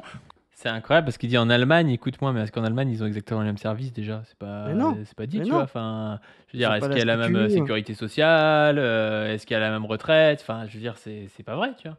Bah, en Allemagne, ils ont un système qu'on avait d'avant-guerre où il y a des caisses ouvrières qui sont très protectrices parce qu'ils ont des très gros syndicats, IG Metall, etc. Mais ils n'ont pas de système de sécurité sociale universelle comme le nôtre, quoi. Enfin, beaucoup moins avancé, quoi. Donc effectivement, oui, il y a des salariés avec des grosses traditions de lutte sociale. Je te dis, si tu es syndiqué ou si tu travailles dans la métallurgie et que tu as IG Metall et que tu fais partie de la caisse de retraite de la métallurgie, bah oui, tu es très bien soigné. Puis tu as d'autres endroits. Les Allemands sont les spécialistes de faire travailler des mecs à 70 ans, 80 ans pour finir des trimestres parce que ils ont eu des carrières compliquées, etc. Enfin, il y a plein de petits vieux qui travaillent en Allemagne. C'est une vraie catastrophe. Pour des raisons aussi démographiques chez eux, tu vois. Il y a vraiment que la petite bourgeoisie qui regarde les GG qui fantasme encore sur l'Allemagne. Spoiler alerte, les gens qui fantasment sur l'Allemagne dans ce pays sont rarement des progressistes, hein, à toute époque, pas du. Même au foot ou pas? Même au foot. Ah, sauf à partir de Joachim Löw, tu vois. Mais sinon, c'est une parenthèse dans l'histoire de l'Allemagne. C'est comme la révolution de 1919-1921. Tu vois, c'est une parenthèse enchantée de progressisme dans l'histoire réactionnaire de ce pays, quoi. Comment on fait pour qu'il y en sorte moins de la caisse? Parce que je pense que Comment on fait pour qu'il en... Mélenchon commence l'émission en disant... Ça fait 40 ans qu'il y a des tocards qui tiennent les mêmes discours en disant il en sort trop de la caisse, il faut en sortir moins de la caisse et tout. Et lui, il vient tenir ce discours 20 minutes plus tard. Ça me fume quand même. Hein. C'est ça. Consentement à l'imposition, il part de là aussi. Oui, aujourd'hui, tous les artisans, et moi je viens du milieu rural. Consentement. Le consentement à l'imposition. J'espère qu'il est qu'il est carré sur le consentement en général parce que c'est bizarre. Le consentement à l'imposition, ça me fait marrer. C'est ça. Bonjour qu'ils te disent ça. Qui se lèvent à 5h du matin, qui font leur journée et qui voient leurs voisins qui attendent que les aides sociales y tombent, et ben ils en peuvent. C'est quoi ces conneries qui se lèvent à 5h du matin et qui voient leurs voisins que... Sarah T'as qu'à te mettre aux aides Salman, sociales, frérot, si t'as envie. Sarah Salman est devenue trop de gauche pour les GG. Je sais pas si tu l'as vu chez Pascal Pro, mais elle est désormais trop à gauche pour les GG parce qu'elle ne croit plus que les gens aiment vivre aux aides sociales, quoi, tu vois. Peuvent plus et ils sont plus dans le consentement à l'impôt, ces gens-là. Écoute, Le consentement à l'impôt. Et c'est marrant cette histoire de consentement à l'impôt parce qu'on retrouve justement cette idée de révolutionnaire de Mélenchon. C'est vraiment l'impôt est vraiment central dans l'histoire révolutionnaire française. Ce qu'on disait tout à l'heure en 1789, tu as cette histoire de consentement à l'impôt, les gens ne veulent pas être les seuls à payer. Donc je te dis, il va jouer quelque chose autour de ça. Les Nicolas, l'impôt, mais moi je pense que c'est pas la bonne approche du problème. et vous applaudissez ça? Vous croyez réellement que les gens qui ont recours à l'aide sociale sont des profiteurs pendant que les autres bossent? Vous le croyez réellement? Eh ben, je ne suis C'est bon ça. C'est ça qu'on veut. Ça c'est bon. C'est pas facile en vrai. Ça. Non mais on se rend pas compte, mais t'es C'est là, ça qu'il faut faire. il y a un gars est applaudi et tout, t'as la pression de la salle et tout. T'as vu comment il est le gars? Ouais. Mélenchon Il est est fort là-dessus. Il arrive à il est s'opposer, comme à les regarder dans ça. les yeux en disant vous êtes des merdes en fait. Mais quand il est comme ça, je te dis. Là, quand il est comme ça, il enchaîne. Il est Steph Curry, là. Il enchaîne les 3 points quand il est comme ça. Donc, les GG, continuez de faire ça. Là, vous le faites gagner, là. Là, c'est sûr et certain. Les gens, c'est ce qu'ils veulent voir. Ils veulent dire, tiens, ça les intéresse, tu vois. Il y a que les petits bourgeois, les grands bourgeois. Oh, il parle un peu fort, machin. Moi, je déteste ce gars, il m'horripile, etc. Mais ça, c'est des gens, voilà. Allez voter Glucksmann, il est là pour vous. Arrêtez de parler de Mélenchon. Par contre, les gens populaires, eux, ce qu'ils aiment, c'est justement de se dire ouais, non, il se laisse pas faire, quoi. Il se laisse pas faire. Il a un niveau oppositionnel, quoi. Et surtout qu'en plus, il parle à. En fait, je sais pas si la majorité des Français, mais une grande partie des Français, peut-être la majorité, oui, qui ont un jour compté sur les aides sociales, tu vois. Que ce soit la CAF, que ce soit le RSA, que ce soit même des aides retraite, La ou des choses comme ça, retraite. tu vois. La retraite. Ouais. En Dis à fait, des- voilà, dis il est à en des train gens. de dire aux gens, les gens qui, à un moment donné, sont ric-rac et attendent de toucher la CAF, et ben en fait, c'est pas que c'est des merdes qui foutent rien, tu vois. Parce que eux, c'est ce qu'ils disent sur les grandes gueules. Mais moi, je le dis, voilà, les gens qui sont contre l'aide sociale, etc., la première des sécurités sociales avant la santé, c'est la retraite. Voilà, moi je dis, faites un cahier de doléances de droitard. Venez signer sur un papier. Moi, je déteste les aides sociales, donc je veux pas de la retraite. Et pas de problème, on a ton nom, ton adresse, on n'enverra pas le chèque. Tu vois, personne fait ça. Donc ce qu'il faut rappeler, ce que c'est la sécurité sociale. Et là, pareil. Les cotisations, c'est fondamental. La sécurité sociale, c'est fondamental. C'est-à-dire, on mutualise de la valeur créée collectivement pour, justement, faire face à des problèmes collectifs. La santé est un problème collectif. La vieillesse est un problème collectif. La jeunesse, l'éducation est un problème collectif. C'est ça qu'il faut que Mélenchon, il tartine, quoi. Vous voulez régler des problèmes collectifs par votre petit moi, votre petit ego, votre petite individualité. Très bien, nous, on veut régler des problèmes collectifs de manière politique et collective. Nous ne sommes pas les mêmes. Je ne suis pas d'accord avec vous. Ah oui. Parce que Et quand vous vous allez serez bientôt être malade, minoritaire. quand vous serez malade, vous serez bien Vous allez bientôt être minoritaire. Le gars, il croit quoi? Que c'est Macron qui est majoritaire, que c'est Mélenchon qui est majoritaire aujourd'hui, tu sais? Que Mélenchon il gouverne le pays, c'est quoi ces conneries, tu sais? C'est ça. content d'avoir la sécurité sociale pour prendre en charge les soins. Quand vous... Écoutez, franchement... Alors attendez, répondez. Non, eh ben je m'excuse, le peuple français, c'est pas un ramassis d'égoïstes. Il faut savoir partager. Mais je tout le monde est d'accord. Oh là, quand il fait ça. Moi, j'aime bien. C'est le seul moment où j'aime bien les trucs un peu nationaux, tu sais, c'est quand tu les retournes de droitard. Le peuple français, tiens, il parle au nom du peuple français. Il dit le peuple français, c'est pas vous, bande de merde, qui avez collaboré. C'est nous, tu vois, j'aime bien ça. Exactement, exactement. Ça, c'est bien, en plus, c'est dans sa tradition. Ouais, c'est bon, je suis pas de votre avis. Non, mais Alors, tout le monde- on fait que de ça, de partager. Ça me fume, putain. Ces types, mais l'histoire de Zoé de les envoyer désherber des carottes, c'est quand même une idée. Hein. C'est inspiré de Mao, un petit peu. C'est mais, pas une idée, c'est pas une idée, c'est un programme. Ça, c'est bien plus qu'une idée. Ça doit nous guider, quoi. Mais bien sûr. Non, mais Bien les mecs sûr. se sentent plus méritants que tout le monde, mais il y a quelqu'un là qui lâchait le pédigré de Consigny là dans le chat tout à l'heure, qui est fils d'un gars qui a fait l'ENA. Enfin voilà, c'est que des mecs comme ça. Je veux dire, ils parlent de mérite, les gars, c'est que des fils à papa, c'est l'enfer. Hein. Il est très bon, là. Quand il fait ça, il est très bon. Moi, je dis, ces plateaux-là, c'est que ça qu'il devrait faire. Vous êtes droit, non? Oui. Vous êtes... Ouais, et puis au moins là, c'est une opposition, ça le traite pas d'antisémite, tu vois. C'est pas le débat éternel, machin. Alors peut-être qu'ils vont le faire ça après, va j'en sais rien. Ça va venir. T'as Mais pas tu vois, tout pour vu. l'instant, non mais pour l'instant c'est bien. Ça parle aussi d'une opposition sur l'économie, c'est intéressant. Ouais, carrément. 50 et vous criez en même temps, je peux crier tout seul.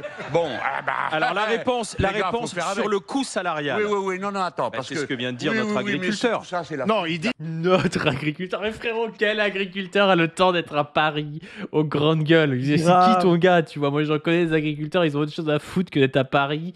J'ai des grandes gueules, mais ils ont peut-être pas autant d'hectares que toi et ils se tirent pas le même salaire que toi, je pense. Mm. Putain, c'est n'importe quoi.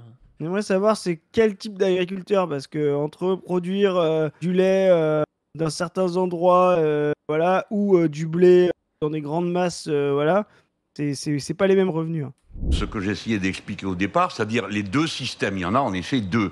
L'un qui dit on va baisser la dépense publique et ça fera de la place au marché, donc moins d'hôpitaux, moins de services publics, et puis vous aurez la santé privée, le transport privé, etc. C'est un raisonnement qui a occupé le devant de la scène pendant 30 ans et qui a gagné partout, même dans la gauche.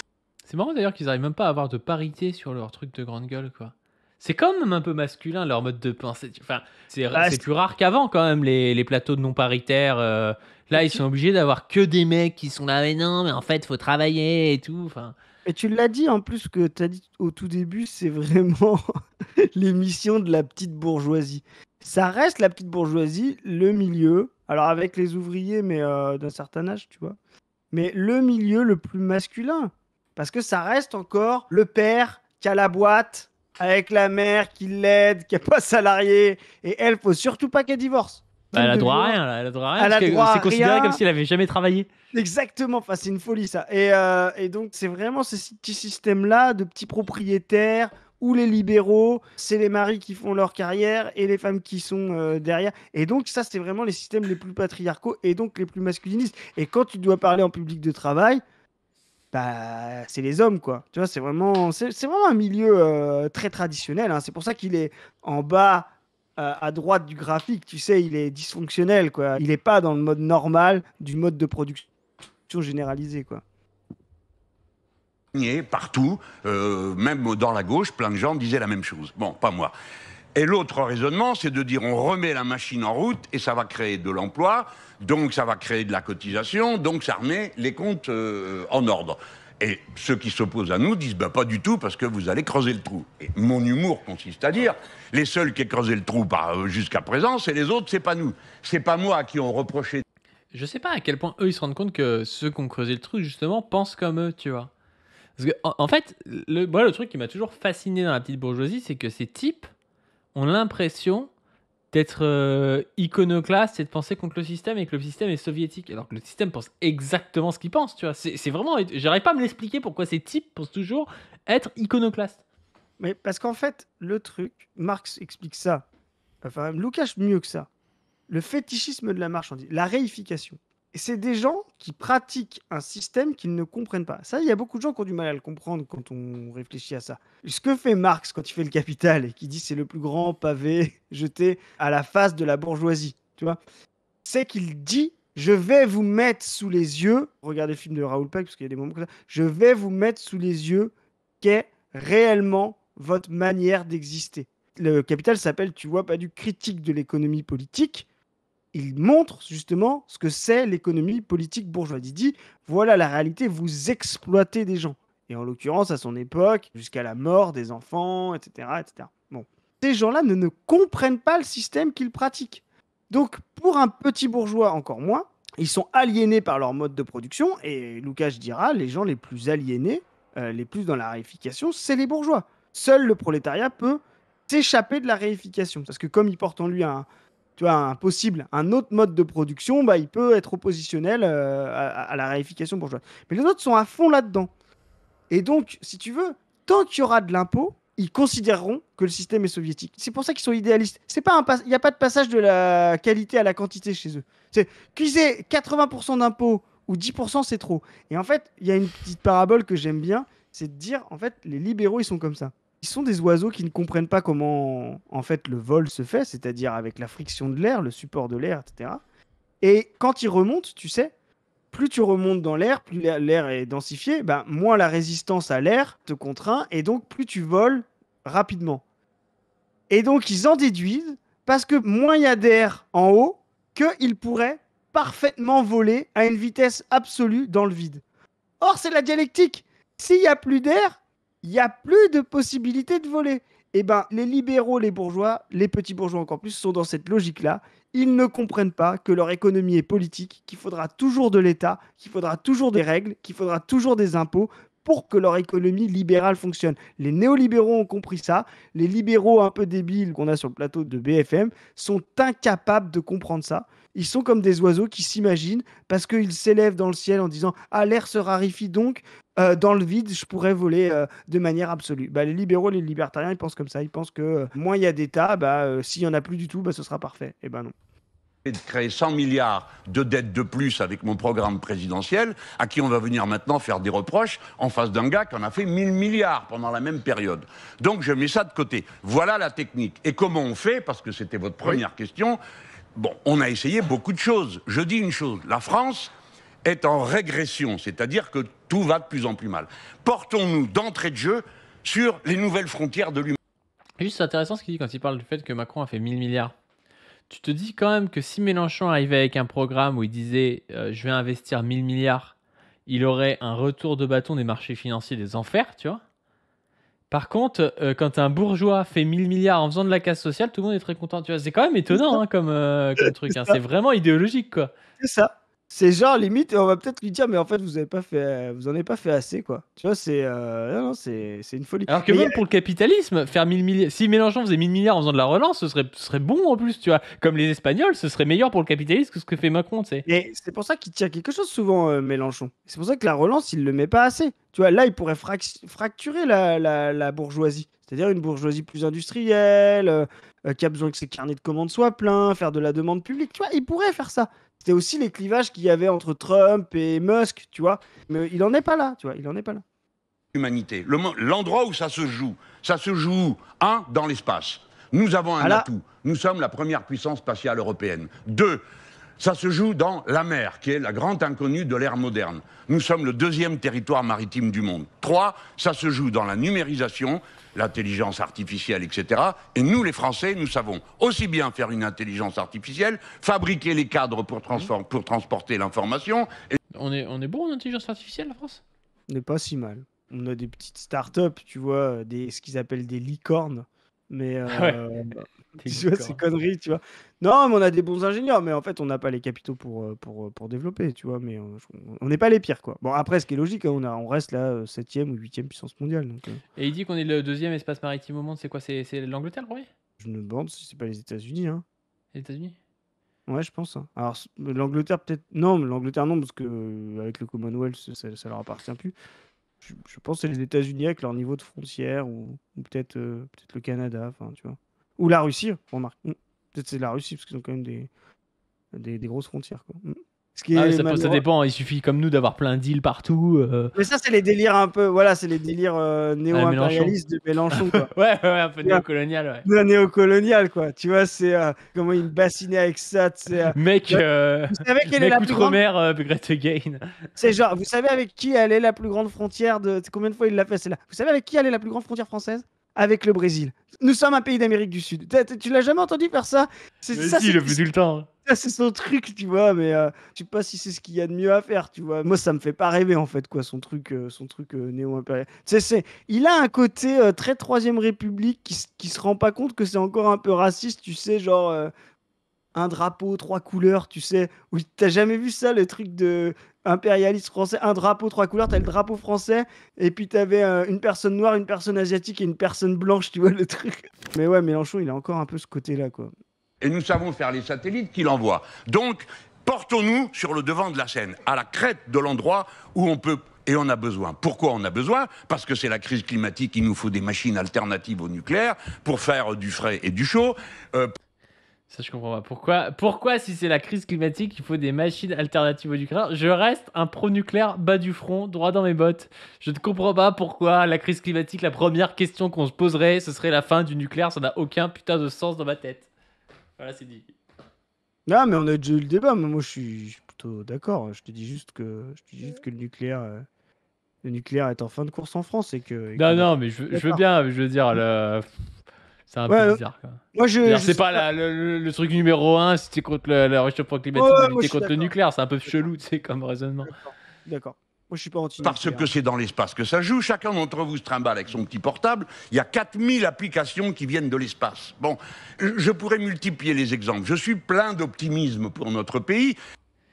J'adore cette phrase qu'on dirait qu'elle vienne vraiment de l'espace. Tu sais, et quand je l'ai entendue la première fois, j'ai mis du temps à comprendre qu'il parlait des flux de données qui viennent de l'espace. Je me suis dit, Mélenchon a craqué. Il croit qu'il y a des extraterrestres qui nous emmènent des applications de l'espace. Tu vois, On dit très comme ça, la Castille. Mélenchon craque complètement. Hein. Mélenchon croit que les Égyptiens ont construit les pyramides avec les extraterrestres, tu vois. Allez, prochain extrait. Tout du salaire, c'est-à-dire que ce sont les conquêtes sociales des travailleurs, car le salaire brut comme le salaire net est payé par la richesse qu'ils produisent. Par exemple, l'argent qui passe dans les cotisations sociales, c'est du salaire différé. Parce qu'un jour, au lieu qu'on vous dise « votre papa, eh ben, écoutez, il a un cancer, mais ça risque de mal tourner. Donc, qu'est-ce qu'on fait ? On continue à le soigner. » Qu'est-ce qui est cata ? Ça, c'est cata. L'idée du salaire différé. C'est pas du salaire différé. C'est de la solidarité collective. Quand vous touchez votre retraite, c'est pas votre salaire différé dans le futur. C'est des gens qui sont solidaires de vous et qui alimentent une caisse en travaillant maintenant, etc.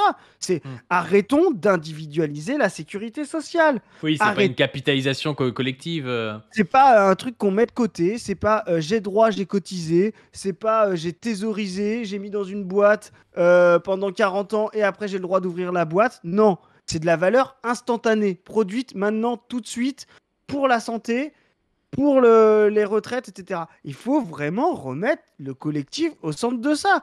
Moi, je trouve que là, il se trompe quand il dit c'est du salaire différé parce qu'il reste dans l'individualisation en disant ah mais attendez, vous n'avez pas compris, c'est quand même votre salaire. Ben non, c'est pas votre salaire. Votre salaire, il est attaché à vous-même, etc. Non, la sécurité sociale, c'est pas votre salaire, c'est de la solidarité collective. C'est régler le problème de la santé des individus collectivement. La retraite, c'est régler le problème de la vieillesse collectivement. Ce n'est pas vos billets sous le matelas, quoi. En plus de ça, c'est vrai que si tu pars du principe que c'est du salaire différé, là, les mecs, ils peuvent te rétorquer, oui, mais Nicolas, il gagne du salaire, alors que les Arabes, les handicapés et je sais pas qui, eux, ils travaillent pas, donc ils ont pas le droit au salaire différé, tu vois. On peut retrouver une logique de la pénurie raciste, anti-parasite, validiste, à partir du discours de Mélenchon, malheureusement. Il peut facilement être rétorqué. Exactement, c'est très intéressant ce que tu dis, parce que je vois dans le chat des gens qui disent oui, mais c'est quoi la différence ? Ben justement, la différence, c'est ça. Ça veut dire que quand vous attachez justement vos droits à ce que vous avez produit vous-même, ça voudrait dire qu'il n'y a que ceux qui peuvent travailler qui auraient le droit d'avoir la retraite ou qui auraient le droit d'avoir la santé. Et qu'est-ce qu'on fait des gens qui sont exclus du monde du travail par le validisme capitaliste, etc. Ces gens-là n'auraient jamais le droit parce qu'ils ne pourraient jamais cotiser. Non, ce n'est pas du salaire différé. Vous ne fabriquez pas votre salaire dans le futur. Vous créez de la richesse collective. Quand vous avez votre feuille d'impôt et qu'il y a des cotisations salariales, vous avez une partie de votre salaire qui est attaché à vous-même, vous en faites ce que vous voulez, vous achetez une télé, vous partez en vacances, j'en ai rien à battre. Ça, c'est du salaire individuel. Et le salaire brut, extra brut, etc., est du salaire collectif, de la richesse collective. C'est de la politique. Et c'est pour ça qu'il faut remettre aussi les salariés dans ces instances de gestion de ces caisses-là. Arrêtez de laisser l'État et ses administrateurs, voilà. Mais quand on considère que ça, c'est de la richesse collective et c'est de la richesse politique, alors on politise la question et on dit mais qui décide de ça ? Quand c'est de l'individu, on me dit bah, moi je sais pas, c'est mon petit salaire, mes petites cotises, etc. et blablabla. Ben non, c'est pas votre salaire, c'est le salaire de tous. Ou pas. Si vous avez déjà la première semaine, pardon, une seconde, je parle des pays où il n'y a pas de sécurité sociale. Au lieu de faire payer 20 000 euros, vous payerez, vous payerez 200 euros. Continue ou pas, tout le monde est mal. Bon, tandis que quand vous avez la sécurité sociale, chacun cotise selon ses moyens et reçoit selon ses besoins. T'es très malade, t'es moyen malade, t'es pris en charge. Ouais, ça c'est bien, là ça revient dans la logique communiste, chacun selon ses moyens. À chacun selon ses besoins. Moi, je suis pas friotiste, tu le sais bien. Je suis pas dans le truc, c'est du déjà là, machin. Blablabla. Oh là là, il commence. Je suis pas friotiste, mais quand vous avez un je suis pas friotiste, mais le mec est un peu friotiste quand même en face de vous. Non, mais je comprends. En fait, je comprends pourquoi il voit du communisme là-dedans. Parce qu'effectivement, il y a cette dimension, mais il faut bien la vendre, tu vois. De quand on généralise et quand on mutualise.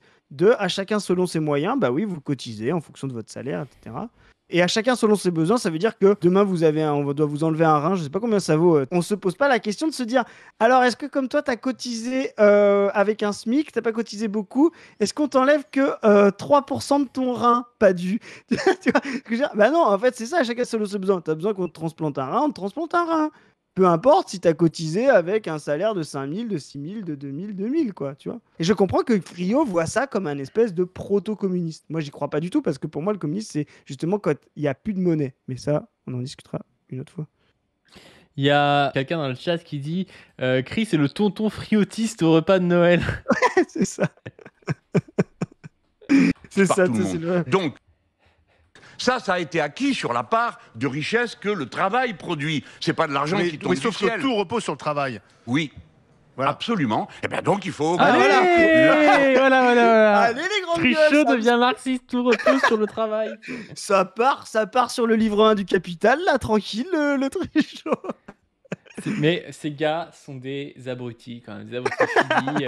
Non mais ils contredisent toutes leurs théories tout le temps. C'est facile d'être un droitard, tu vois. Quand même, c'est facile. Genre le gars, toute leur bataille, ça a été de dire que la valeur ne repose pas sur le travail, que machin, le capital est aussi producteur de valeur et tout. Enfin, que des conneries, tu vois. Et là, il te redit, la valeur repose sur le travail. Je vais faire un peu le truc, tu sais. Je suis pas bourdieusien, mais je sais pas si tu connais cette phrase de Bourdieu. Bourdieu a dit une fois un jour, si le système est si bien défendu, c'est qu'il suffit d'être bête pour y arriver. Tu vois. Et donc, vrai. et il a raison. Le système est bien défendu parce qu'il suffit de répéter des arguments de crétins pour pouvoir le défendre, quoi. N'importe quel perroquet peut devenir droitard et défendre le système. quantité de travail qui est mise en mouvement. Et pour augmenter la quantité de travail, eh ben, il faut d'abord augmenter la nécessité du travail. Tout le monde comprend Donc, ça. c'est la C'est-à-dire, qu'est-ce qu'on va faire? Si on ne fait rien, par exemple, tout le matériel dont on a besoin pour faire face au changement climatique, c'est à produire. Qu'est-ce qu'on fait là? Rien. Hier soir, ils ont voté à l'Assemblée qui mettait un moratoire sur toutes les énergies renouvelables. Ce sont des dingues qui ont décidé ça. Ils ont eu raison. Non. Ils ont eu raison. Mais ouais, c'est vraiment serrer la vis, c'est leur kiff, quoi. C'est Pas ça. d'énergie renouvelable, C'est surtout ça. pas. Et c'est ça aussi, une mentalité vraiment de la pénurie et vraiment aussi de petits bourgeois. En me disant, bah, moi j'ai ma petite clim, j'ai mon appart, tu vois, il est bien isolé parce que machin. Ça me touchera pas le réchauffement climatique. Il y a plus trop le côté ça n'existe pas. Maintenant, vous allez voir des petits bourgeois, des grands bourgeois se dire, nous, ça nous touchera pas. Et ça, ce sera beaucoup plus difficile à casser que de faire croire qu'il y a un réchauffement climatique. Les gens vont maintenant y croire, le voir sous leurs yeux et dire mais moi de toute façon c'est pas grave. Moi c'est bon, moi j'ai la clim quoi, tu vois. Au-delà de ça, il y a aussi quelque chose qui vient de l'individualisme bourgeois, c'est que je pense qu'ils ont peur des équipements collectifs, tu vois. Et le fait qu'en face, je sais pas, des éoliennes... s'ils avaient une éolienne dans leur jardin pour produire, et que c'était leur éolienne qui produit leur électricité, ça ne leur gênerait pas, tu vois. Et je pense que c'est pour ça aussi qu'il y a des bourgeois, notamment de gauche, qui adhèrent un peu au fait d'avoir ces petits panneaux solaires, d'avoir ces petits trucs, tu vois.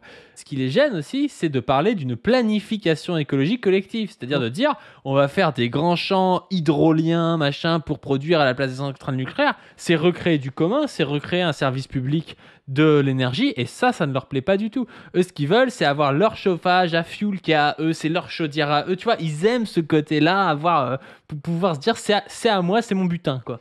C'est ça, exactement. Et je le dois qu'à moi-même, tu vois. Et donc c'est cette mentalité libérale, je le dois qu'à moi-même par la force de mon travail, comme si c'est genre une chaudière, tu sais, ça pouvait être que toi qui la, tu vois. Il faut quand même des gens qui la produisent, qui la conçoivent et tout. Non, eux ils vont dire c'est à moi, tu vois. Et ça c'est une vraie mentalité qu'on retrouve dans la classe ouvrière et que la droite et l'extrême droite draguent. Hein. La mentalité libérale ouvrière. Là, tu m'as mis un extrait de 12 secondes et tu l'as appelé « Vision très SOSDEM occidentale ». Alors, j'ai envie de voir l'extrait. C'est fait pour. Vous êtes enthousiaste La pour l'avenir. France peut devenir la nation numéro 1 dans ces domaines. Et si elle est numéro 1 dans ces domaines, compte tenu de comment elle est organisée, alors vous aurez des bons salaires et vous aurez une Flora bonne- Guébali. Et ça va passer.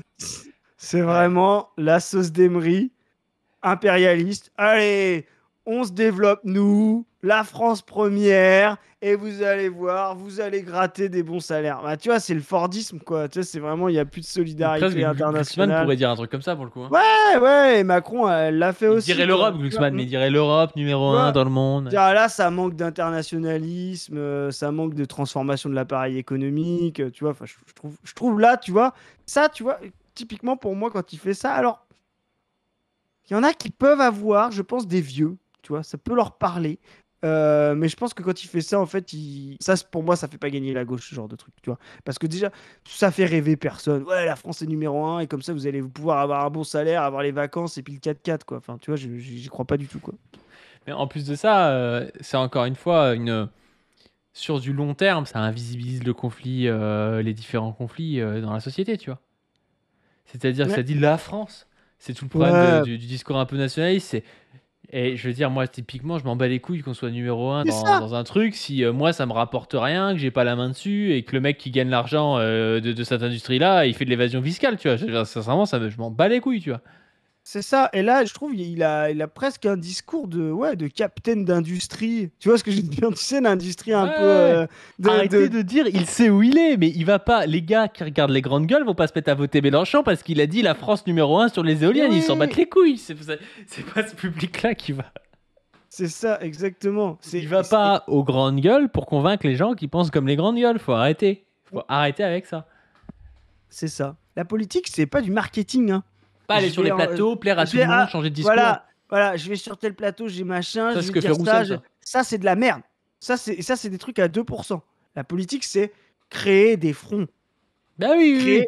Créer C'est ce des que fait fronts Roussel. Roussel, il va venir de parler masse. de Cuba, machin et tout devant des gauchistes, et puis après, il va aux grandes gueules, et puis il parle des frontières passoires, et puis après, ça c'est de la merde en fait. Parce que vous avez pas une idéologie claire, un fond clair, et du coup, vous créez pas une dynamique de sujets collectifs qui se reconnaissent dans votre discours. Là, le but de Mélenchon, et il l'a bien fait dans certains moments dans la... C'est pour ça qu'on dit qu'elle est entre deux l'interview. Ouais.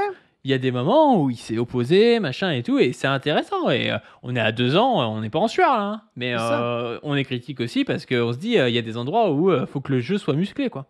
Les gens demandent dans le chat pourquoi il va au GG. Il va au GG. Mais déjà, parce que tout le monde n'est pas forcément à droite au GG, etc. Il y a aussi des gens de gauche qui regardent ça ou des gens qui pourraient être. Voilà. Il doit y aller. Il doit aller partout. Vous voyez la différence entre un mauvais homme politique et un bon homme politique. Le mauvais homme politique, il va partout en changeant toujours son discours. Le bon, il va partout en tenant toujours le même discours.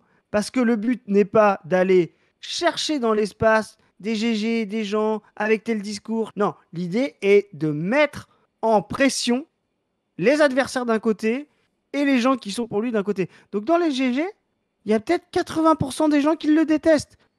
Le but, c'est de faire en sorte que les 20%, les 10%, même les 5% qui l'aiment bien, ou potentiellement l'aiment bien, ou il est minoritaire, soient radicalisés. C'est-à-dire qu'ils soient sûrs de la ligne. Et que les 80% en face commencent à prendre peur. C'est ça, la politique. Créer des fronts, créer des luttes, quoi. C'est sûrement pas essayer de se dire « Ah ben je vais adapter mon discours pour les 80%. » Et là, le problème, quand nous, on dit qu'on est... T'es d'accord? Pas du quand nous, on n'est pas, tu vois, tout à fait raccord. C'est qu'on se dit « Bah là, il marque pas de front. » Là, justement, il marque pas de front. Il essaye d'être un peu flou. Et ben ça, c'est pas bon. Donc ça, c'est Flora Gebali.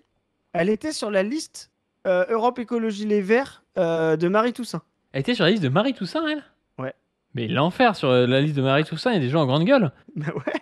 Possible d'être de gauche et de vous soutenir. Je vous donne quelques exemples parce que à LFI, en fait, vous n'avez plus rien de gauche. Allez, les filles, vous n'avez plus rien de gauche. Alors, elle va nous expliquer ce qu'est la vraie gauche. J'adore ça. Attends, frère. Cette semaine, on a vu des drapeaux des mollahs dans les manifestations de LFI. 2, vous avez Des drapeaux des mollahs, mais... Les drapeaux C'est des quoi mollahs. des drapeaux des mollahs? Je comprends pas de quoi elle parle. De drapeau iranien? Ouais, je sais pas. C'est quoi un drapeau des mollahs? Genre, je sais clairement, je suis quand même relativement politisé, je ne sais pas ce qu'est un drapeau des mollahs, moi, tu vois. Alors, peut-être un drapeau iranien, tu vois, mais Le je sais pas. drapeau des mollahs. Si tu sais pas, en tout cas, elle le sait. Et moi, qu'on soit clair, hein, l'Iran se fait bombarder, je pourrais porter un drapeau iranien dans une manifestation en hommage à l'Iran sans être fan des mollahs, tu vois, genre ça n'a rien à voir. Et si demain t'as le Yémen qui se fait bombarder, et c'est le cas, bah je porte un drapeau du Yémen, et puis enfin. Et si c'est Israël Bien qui se sûr. fait bombarder, tu serais capable de le porter ou pas? Ouais, ça c'est un peu différent, c'est la question qui fâche. Hein. tellement lâché la question de la sécurité que quand il y a une finale de Ligue des Champions, une femme peut pas descendre dans la rue sans avoir peur de se faire violer, mais que vous en avez rien à faire. Vous êtes sur d'autres concepts. De quoi? Mais de quoi elle est responsable? Il y a la finale de la Ligue des Champions. Une femme ne peut pas sortir dans la rue sans... Et c'est Mélenchon qui prend, tu sais. Gratuit. Tu sais, genre, l'autre, il s'assoit et il dit, il y a quelqu'un qui... Attends, tu vas voir, c'est encore plus dégueulasse après. Il y a une meuf qui descend dans la rue, elle a peur parce que potentiellement elle peut se faire agresser. C'est de votre faute. Tout l'autre, on fait de faire, wesh, c'est quoi, c'est une blague?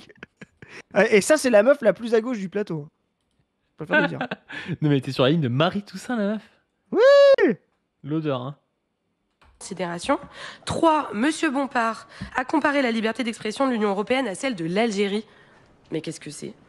4. Vous parlez d'un... Ah, mais puis Ça, c'est des trucs genre fake, vraiment Monté en super épingle. montés en épingle et tout. Et comme en fait, t'as pas le tweet devant toi ou t'as pas l'extrait devant toi, c'est compliqué à contredire, tu vois. C'est un antisémitisme résiduel quand une enfant de 12 ans s'est fait violer à coups de sale juive. Écoutez, 5, jusqu'à je termine présent, ma vous phrase, étiez correct. monsieur Non, Mélenchon. attendez, juste Je termine, après, je vous traite dites les qu'elle a dit, là Mélenchon. T'as entendu ou pas? De quoi? T'as pas Elle a entendu dit le là? truc de l'antisémitisme résiduel, oui. Mais quand une enfant de 12 ans se fait violer à coups de sale juive, parce qu'il y a eu un fait divers là-dessus, etc. Elle dit, vous Et avez quel dit rapport ça? avec son truc d'antisémitisme résiduel, ça n'a rien à voir avec ça. Elle a mis les deux en même temps. C'est une folie. Non, mais c'est purement diffamatoire. Le truc de l'antisémitisme résiduel, c'était de la merde, mais c'était un truc dans un billet de blog et tout, tu vois. Mélenchon, il a pas dit ça par rapport à un fait divers en particulier, mais par rapport au fait qu'on disait il y a une recrudescence antisémite, et il a dit l'antisémitisme reste résiduel, c'est-à-dire que par rapport à l'Allemagne nazie ou par rapport au pétainisme aux années 30, l'antisémitisme en France est plus résiduel qu'à l'époque, tu Par vois. rapport Genre, au 19e siècle, hein. Enfin, je veux dire. ah oui, c'est sûr, c'est tu vois, toujours mais mieux. la formule était quand même mal trouvée, tu vois. Moi, je défends Jean-Luc là-dessus.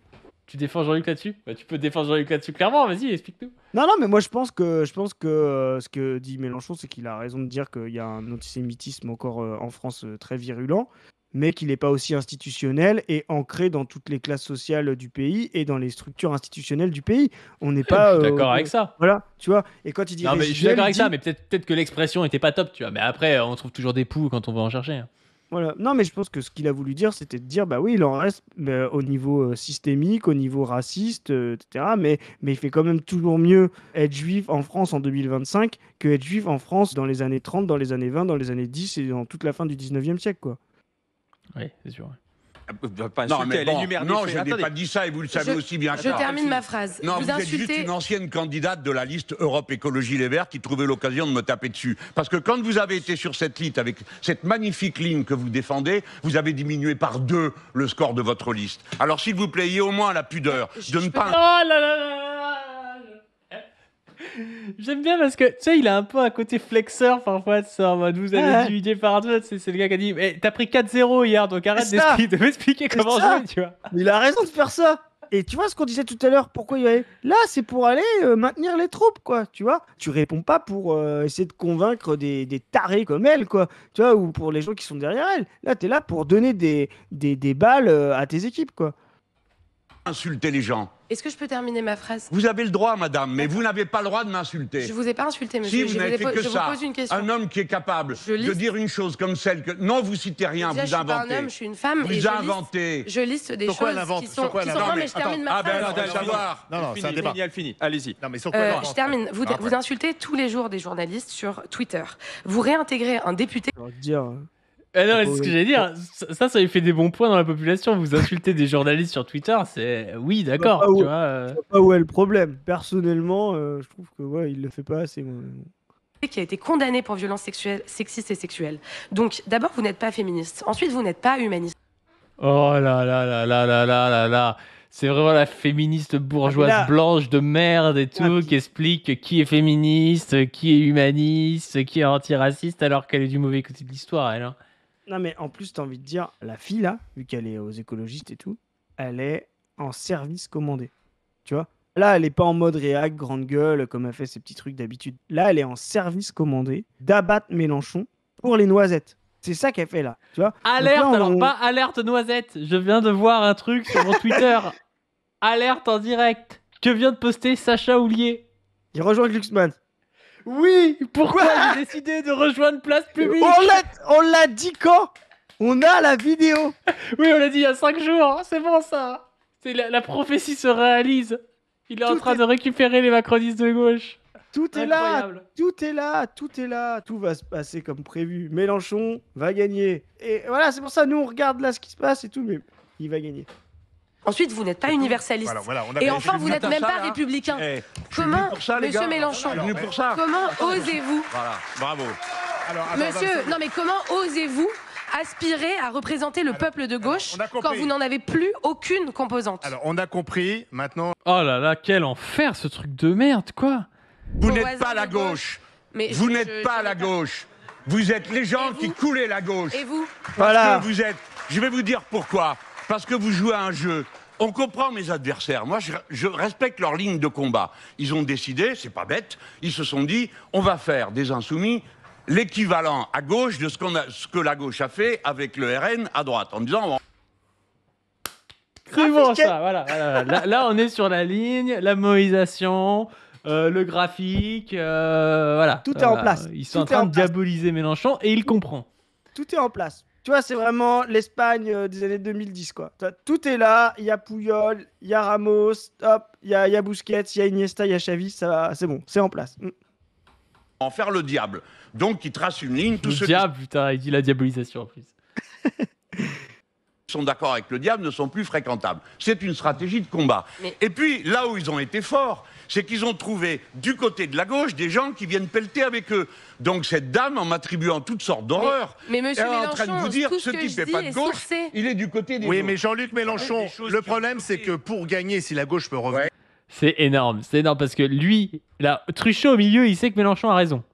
Mélenchon a raison, et à droite, il y a une noisette qui croit que en jouant ce jeu-là, elle va finir à la place des droitards comme Truchot. Mais c'est Truchot qui va gagner, ou Mélenchon, mais c'est pas elle qui va... Elle, dans tous les cas, elle sera aux oubliettes, tu vois. Noisette, ça, c'est les pires. C'est des gens qui font le sale boulot pour l'ennemi, mais ils sont tellement sales que même les gens avec qui ils collaborent ne veulent pas d'eux. Vous voyez, c'est des gens, ils se disent de gauche, ils passent leur temps à faire les pires compromissions de droite, voilà, et même la droite les méprisera en disant « Ah, tu pues la merde ». Tu vois, genre « Ouais, mais si je pue la merde, c'est parce que je l'ai remué pour toi ». Je m'en bats les couilles, casse-toi de là. Tu vois, c'est des gens, c'est ça leur destin, et ils méritent pas mieux. Et cette meuf, elle était en service commandé, là, pour abattre Mélenchon, au profit de Tondelier, là. Ça, c'est Tondelier derrière. Honte à vous, les noisettes, là, les rousselles, les Tondelier. Vous voyez, vous laissez vous faire Mélenchon, il va vous écraser. Voilà, il va vous écraser et on sera très content. Il y a quelqu'un qui dit Houllier, Sacha Houllier, il a un instinct de zinzin, et c'est vrai qu'il a un bon instinct, tu vois. Parce que le gars a rejoint Macron genre en 2016 depuis les Jeunes Socialistes, et puis là il est en train de rejoindre Glucksmann, même si Glucksmann ne va rien faire. Il y a quand même moyen que Glucksmann il ait des députés à un moment donné parce qu'il va peut-être faire 15% aux élections présidentielles, et en rejoignant maintenant, Sacha Houllier il va garder sa place de député, hein, c'est sûr et certain. Hein. C'est sûr, c'est sûr. Bah là, il est large, en plus la place publique, ils en ont que 2 des députés. Enfin, non, ils en ont qu'un. Non, mais il est nickel. Non, ils en ont qu'un. Ouais, ils en ont. Si, ils en ont. Attends, il y a l'autre là qui était à la santé. C'est tout. Ouais, c'est le seul. Quand François Au premier tour, c'est sûr. Mais au deuxième tour, il faut que tous les acteurs de gauche. Voilà. Mais attends, il faut parce que alors là, il passe. Donc il parlait du premier tour, dépolitisation. Là, il passe au deuxième tour. Les gens se représentent le monde d'une manière qui n'existe pas. François Mitterrand, pour prendre l'exemple de 1981, avait en face de lui un parti communiste extrêmement critique, qui à l'époque c'était sérieux, hein, c'était 15%. Il avait... Ah là, j'adore, parce que on a la même analyse avec Mélenchon. C'est-à-dire qu'il y a 2 gauches et tout, et Mitterrand a pu passer parce que le Parti communiste était fort. 2, il y a la petite balle à Roussel, le Parti communiste qui à l'époque était sérieux. Non, là c'est bien. Aussi contre lui, un écolo, etc., etc., etc. Donc il a gagné parce que au premier tour, les gens ont dit on a plus confiance dans son programme, dans ce qu'il dit, que dans ce que les autres lui reprochent. Et ça a été la même chose pour Hollande, et ça a été la même chose pour moi. Je n'ai jamais été le candidat de toute la gauche, j'ai été le candidat commun du Parti communiste et du Parti de gauche en 2012, et le reste du temps tout seul, y compris la dernière fois, y compris contre... Ouais, non mais oui, l'union... Les unionistes, c'est bidon. C'est archi bidon. Ou alors, faut qu'ils nous expliquent comment on gagne le deuxième tour à partir de l'union. C'est ça, bah, c'est ce qu'ils disent. Le disent. jour où ils nous expliqueront comment est-ce qu'on gagne le deuxième tour à partir de l'union, moi, je veux bien commencer à parler d'unionisme. Mais tout ce qui est l'après, là, t'as vu le congrès de l'après ? Les mecs, ils sont... vous avez peut-être pas vu, mais je vais vous mettre ça. Le congrès de l'après, ils sont, je sais pas, 30. Hop, regardez ça, 35. Regardez les chevelures. Cheveux blancs, cheveux gris, cheveux blancs, calvitie, cheveux gris, cheveux blancs.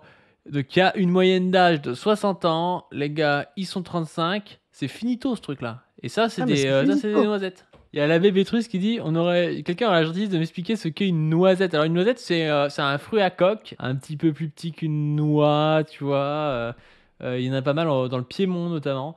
Non, mais une noisette, c'est pour dire que c'est des gens qui s'imaginent sans trop et qui ne voient pas qu'il y a le casse-noix autour d'eux et qui sont en fait entre deux grandes forces politiques et qui vont finir par se faire happer entre les deux grandes forces politiques, quoi. Le fait Ouais, c'est qu'il y avait exactement. des écolos, il y avait même un communiste pour la première fois. Et c'est dans ces conditions que j'ai réuni 7 millions, un peu plus de 7 millions de voix, 22% des suffrages. Donc, vous m'autoriserez à penser, au moins pour avoir fait ça, que peut-être il y a du bon dans ce que je fais, et peut-être que les autres devraient se demander comment ça se fait qu'ils n'y arrivent jamais et qu'ils reculent tout le temps. Bon. C'est bon, ça, c'est bon. Excellent. Et en fait, ces gens sont persuadés que... Enfin, je sais pas, mais moi j'ai l'impression que la ELV est persuadée que c'est à cause de la com qu'ils n'y arrivent pas. Tu sais, qu'en changeant un peu de com, ils vont finir Ça- par capter, tu sais. Alors la ça, politique, c'est- ça marche pas comme ça, ça, tu fais pas plus 15% avec la Et com, c'est- tu vois. Et c'est ce que nous apprend le graphique.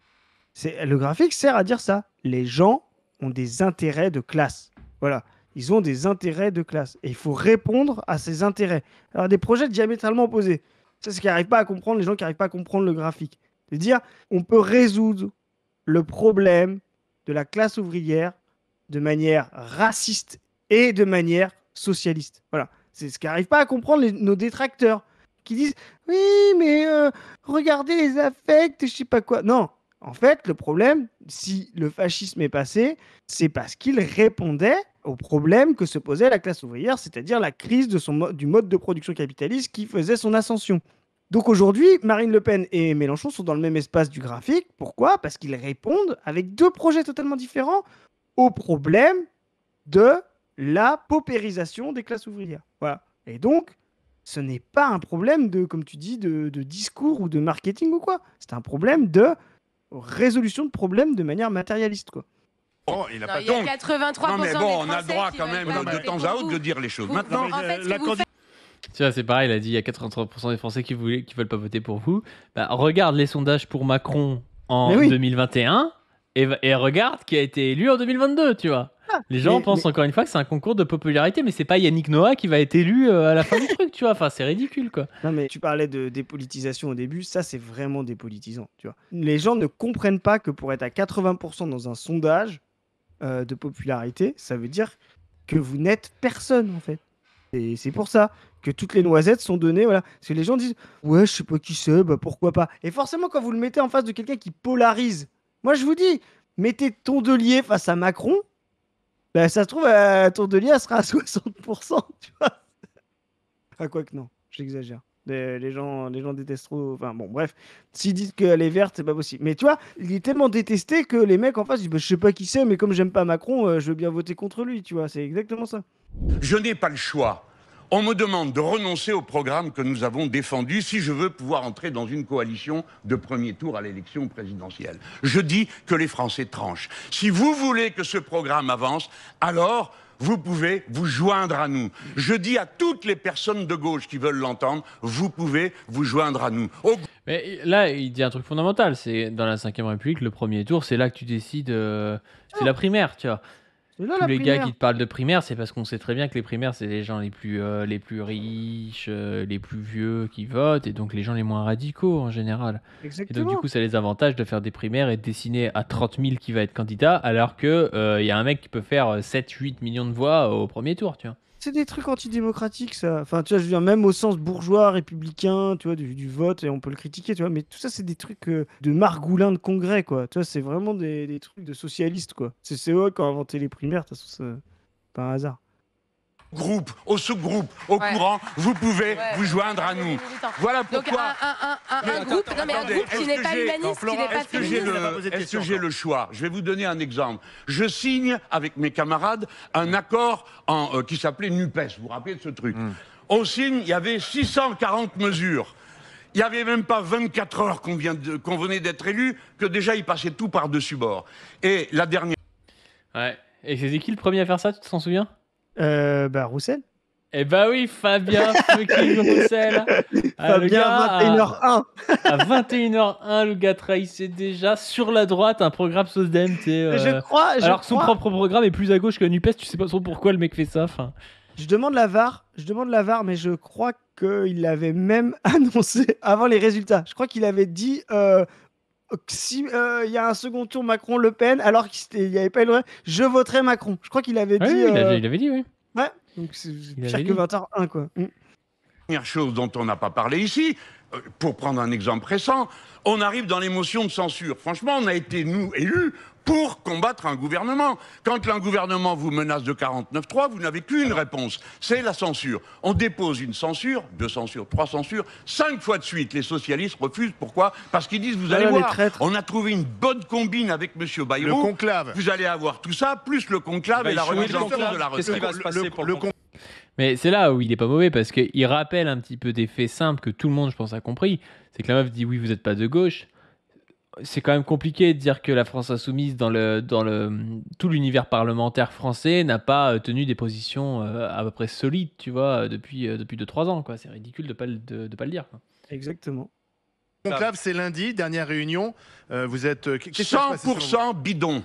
C'est bidon. Voilà. Mais le Il a début, raison ça parce a que ça vient de commencé par tomber. une liste comme ça de mesures que le PS prétendait avoir obtenues. Le budget suivant, ce pauvre Barnier, il est mort pour rien parce que le budget suivant a été pire que le précédent. Bâtard, il dit il est mort pour rien. C'est le gars a été évincé de son poste, il dit il est mort pour rien alors que c'est un vieux et tout. Le mec, il s'en bat les couilles. C'est bon, ça. Ça, c'est les phrases de Jean-Luc quand il fait ça, c'est le patron, quoi.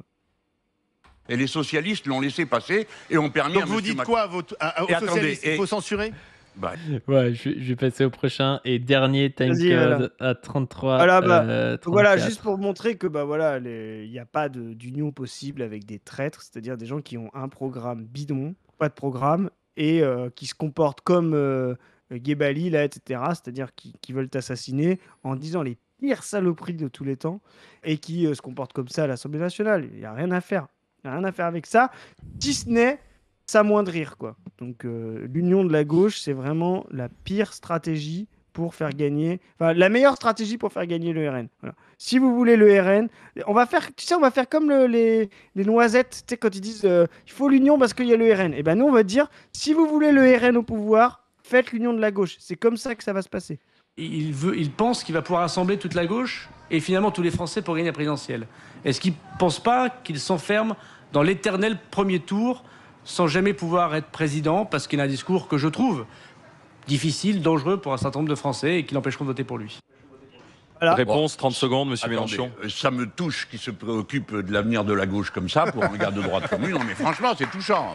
C'est marrant parce que c'est vrai que c'est exactement le discours que la meuf a tenu avant. C'est en C'est mode, ça. oui, vous êtes un repoussoir pour 83% des Français et t'as Darmanin qui dit oui, c'est vrai, c'est un repoussoir pour 83% des Français. Est-ce que tu penses que Darmanin c'est vraiment la dangerosité qu'est Mélenchon tout seul ou est-ce qu'il le fait par naïveté? Ils savent que Mélenchon est un problème, mais de toute façon, ils n'ont pas d'autre carte à jouer que le fait qu'il y ait deux gauches. Tu vois, c'est-à-dire que notre stratégie où Mélenchon gagne est quand même aussi la meilleure stratégie pour la droite. Parce que eux, c'est pas Mélenchon au second tour qui les inquiète, c'est Mélenchon au premier tour. Tu vois, donc eux, ils sont obligés de jouer la carte Mélenchon contre l'autre gauche parce qu'il leur faut une gauche divisée. Tu te rappelles, on l'avait dit ça. Parce que si la gauche étudie derrière Mélenchon, si par exemple il disait ah ouais, bah, c'est une bonne idée, Mélenchon, tous derrière lui, etc. Ok, si tu arrives au deuxième tour contre Mélenchon et que tu es de droite, oui, tu vas gagner. Tu vois. Sauf que tu as de fortes chances que ce soit le RN qui soit contre toi. Alors que s'il y a une bataille à gauche, c'est là que la droite Retailleau-Darmanin peut reprendre l'espoir de passer au second tour. C'est-à-dire, ils veulent tous rejouer 2017. Tu vois ce que je veux dire? Bien sûr, ouais. Eux, leur espace, c'est de se dire, il faut qu'on rejoue 2017, c'est-à-dire 4 grands partis, 2 de gauche. Alors à l'époque, Macron, on considérait comme centre-gauche, tu vois, centre. Il y en a qui considéraient comme de gauche. Donc Glucksmann, Mélenchon. Là, c'est Mélenchon, voilà. Et à côté, Fillon, Le Pen. Et tout ça se tenait dans un mouchoir de poche. Et du coup, c'était hyper indécis. Et ben eux, ils se disent, si les deux gauches s'affrontent, nous, on a un espace en s'affrontant avec le RN pour être au second tour. S'il y a l'union de la gauche, c'est finito. Le RN sera à notre place face à cette union de la gauche, quoi. Et après, derrière, la droite gagnera. Donc la guerre des gauches sert Darmanin aussi. Bah, ça sert à la fois, ouais. Ça sert à la fois Darmanin et ça nous sert nous, quoi. Exactement. C'est pour ça d'ailleurs que c'est le meilleur rempart contre le fascisme. C'est parce que ça permet de recentrer la droite. Alors, bon, dire que Darmanin c'est beaucoup mieux que le RN, c'est pas dit, tu vois. Mais ça permet quand même de recentrer la droite sur son mode un peu normal, son mode conservateur, hein, parce que ça, on n'en parle pas assez, mais il y a beaucoup de gens qui pensent que Retailleau, c'est déjà là un nazi, mais en fait, il est dans la continuité de ce qu'ont fait d'autres gouvernements de droite conservatrice en France. C'est sûr, il suffit de regarder ce que c'est. Faudrait qu'on en parle de ça un jour, mais le monde de Gaulle, de Pompidou, quand les mecs du SAC avaient des milices fascistes pour casser des grèves. Intéressez-vous à ce que c'était les manifestations de gauche, avec Pierre Auvernay, la mort de Pierre Auvernay, un militant Mao qui a été tué justement par des milices casseurs de grève. Enfin, ouais, on était vraiment dans une période bien plus hardcore que celle d'aujourd'hui. Mais en fait, il y a eu une phase néolibérale qui s'est un petit peu accalmée, même s'il y a toujours eu une police extrêmement violente dans les années 80, 90, 2000. Mais là, ça se resserre. Mais c'est typiquement le mode d'organisation de la bourgeoisie conservatrice autoritaire. Ça a toujours été son mode normal. Je sais pas si c'est une bonne ou une mauvaise nouvelle, hein, mais on n'est pas dans une logique fasciste, ce qui n'est, à mon sens, pas une bonne nouvelle. On peut remonter plus loin que les années 70. Chris espère le fascisme, hein, c'est ce qu'il a dit. Non, je veux dire, Non, mais ça moi, ne ce veut que pas j'en dire que...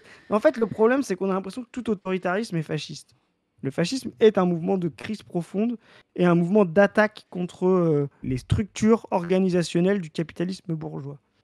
Mais il y en a qui pensent ça à gauche, hein. Il y en a qui te disent Staline était fasciste, Mao était fasciste. Oui, bah voilà. Mais si tu veux, prenons par exemple les gouvernements de défense républicaine à la fin du XXe siècle, au début du XXe siècle, avec les lois scélérates. Intéressez-vous à ça, ce que c'est les lois scélérates, la traque des militants anarchistes, etc. Vous allez kiffer 2025, hein. Et pourtant, personne ne parle de fascisme à ce moment-là, hein. Est-ce que Hugues Capet était fasciste? Hugues Capet... Basé, tier list. Hugues Capet, j'ai envie plutôt de dire, c'est plutôt un macroniste, quoi. C'est plutôt un centriste. Il a réussi à se faire élire avec des petites tactiques d'appareil, etc. Donc, non, Hugues Capet, plutôt macroniste, quoi. Voilà.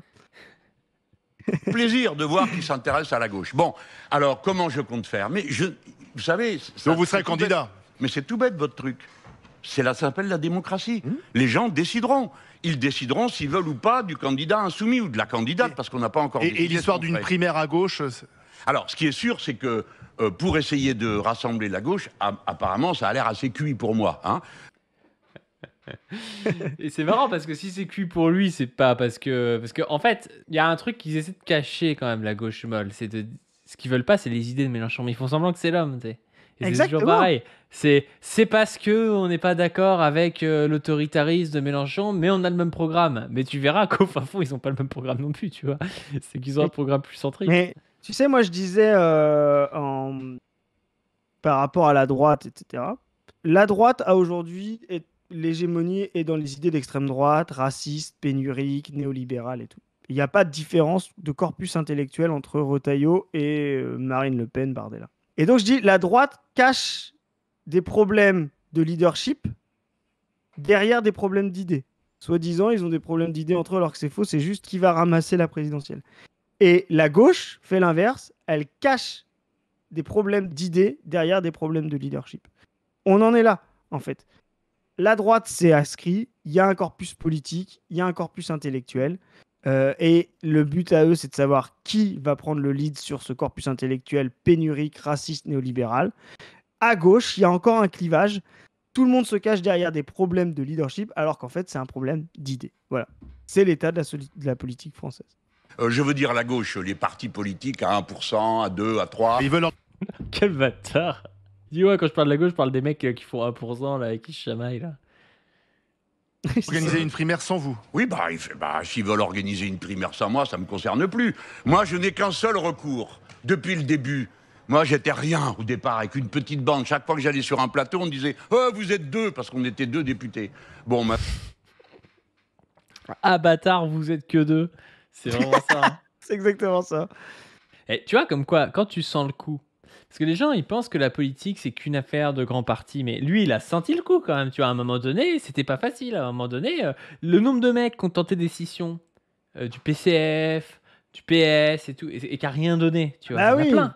Lui, il a tenté une scission du PS, il en est là aujourd'hui. Il fait 22%, tu vois. Genre, donc ça veut dire quand même que quand tu as la ligne, les masses peuvent suivre, tu vois. Bien connaître l'histoire, il était vraiment pas sûr de lui, hein. Il était vraiment pas sûr de lui. Il a été poussé, hein. Il y a des gens qui ont disparu à l'époque quand il a fondé le PSG. C'est Marc Dolez. Je sais plus, personne voit qui c'est, mais c'était vraiment un des personnages les plus importants, aussi important que Mélenchon du PSG, parce qu'il était cofondateur. Mais ouais, il était pas sûr, hein. Il a senti le coup. En fait, Mélenchon, quand il fait le PSG, il est sûr d'un truc, c'est que le PS est mort.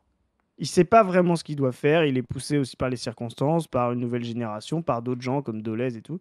Mais surtout, il est convaincu d'un truc, c'est que le PS est mort. Voilà. Et ça, c'est ce qui fera sa carrière. Eh bien, je n'ai qu'un recours, le peuple français. Les uns ne m'aiment pas, c'est le cas ici, et puis d'autres m'aiment bien.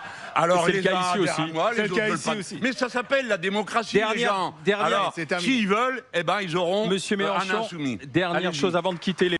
Tu vois, c'est marrant le sourire qu'ils ont parce que tu vois qu'au fond, ils le respectent quand même, tu vois, parce qu'il arrive et c'est pas une serpillière, tu vois. Parce que ce que disent pas les Léon Desfontaines, les Roussel et les gars comme ça, tu vois, c'est que quand ils passent dans des plateaux de droite et qu'ils se soumettent, bah, les mecs ils s'en battent les couilles à la fin, ils disent au revoir et puis au suivant, tu vois. Là, ils ont l'impression d'avoir un adversaire, tu sais, c'est un peu comme quand tu. Pourquoi rapporte du sport, tu vois, mais tu fais un combat de boxe ou un truc contre un gars que tu détestes, mais quand même qui est fort, tu vois. Genre que quand même le gars, tu le respectes quand même un petit peu, tu vois. Il y a ça chez les droitards envers Mélenchon et ça montre aussi qu'il est un adversaire coriace, quoi. Puis je pense que eux, tu vois, comme Mélenchon à l'inverse, quand il dit c'est eux contre nous, il sait qu'il est face à un clivage fondamental. C'est une décision collective, deux visions du monde, quoi. Et je pense que la droite sait que quand elle est face à Mélenchon, elle est face à une vision du monde. Quand tu es face à Glucksmann, tu es face à un secrétaire de la CIA, quoi. Je sais pas ce que. Voilà. Tu t'imposes pas le respect, quoi. Bon, sur ce, n'hésitez pas à donner sur le Tipeee, à vous abonner sur cette chaîne, sur la chaîne PADU, PADU, la chaîne personnelle, sur laquelle est sortie une vidéo avec Anas Kazib et sur laquelle va sortir bientôt une vidéo. N'hésitez pas à aller voir aussi le site de Position Revue, Position avec un S Revue, à vous abonner au Twitter, au Blue Sky, au Insta, au TikTok, à vous abonner à la chaîne de Zoé, Zoé-YT. Et sur ce, on vous dit à plus. Ciao.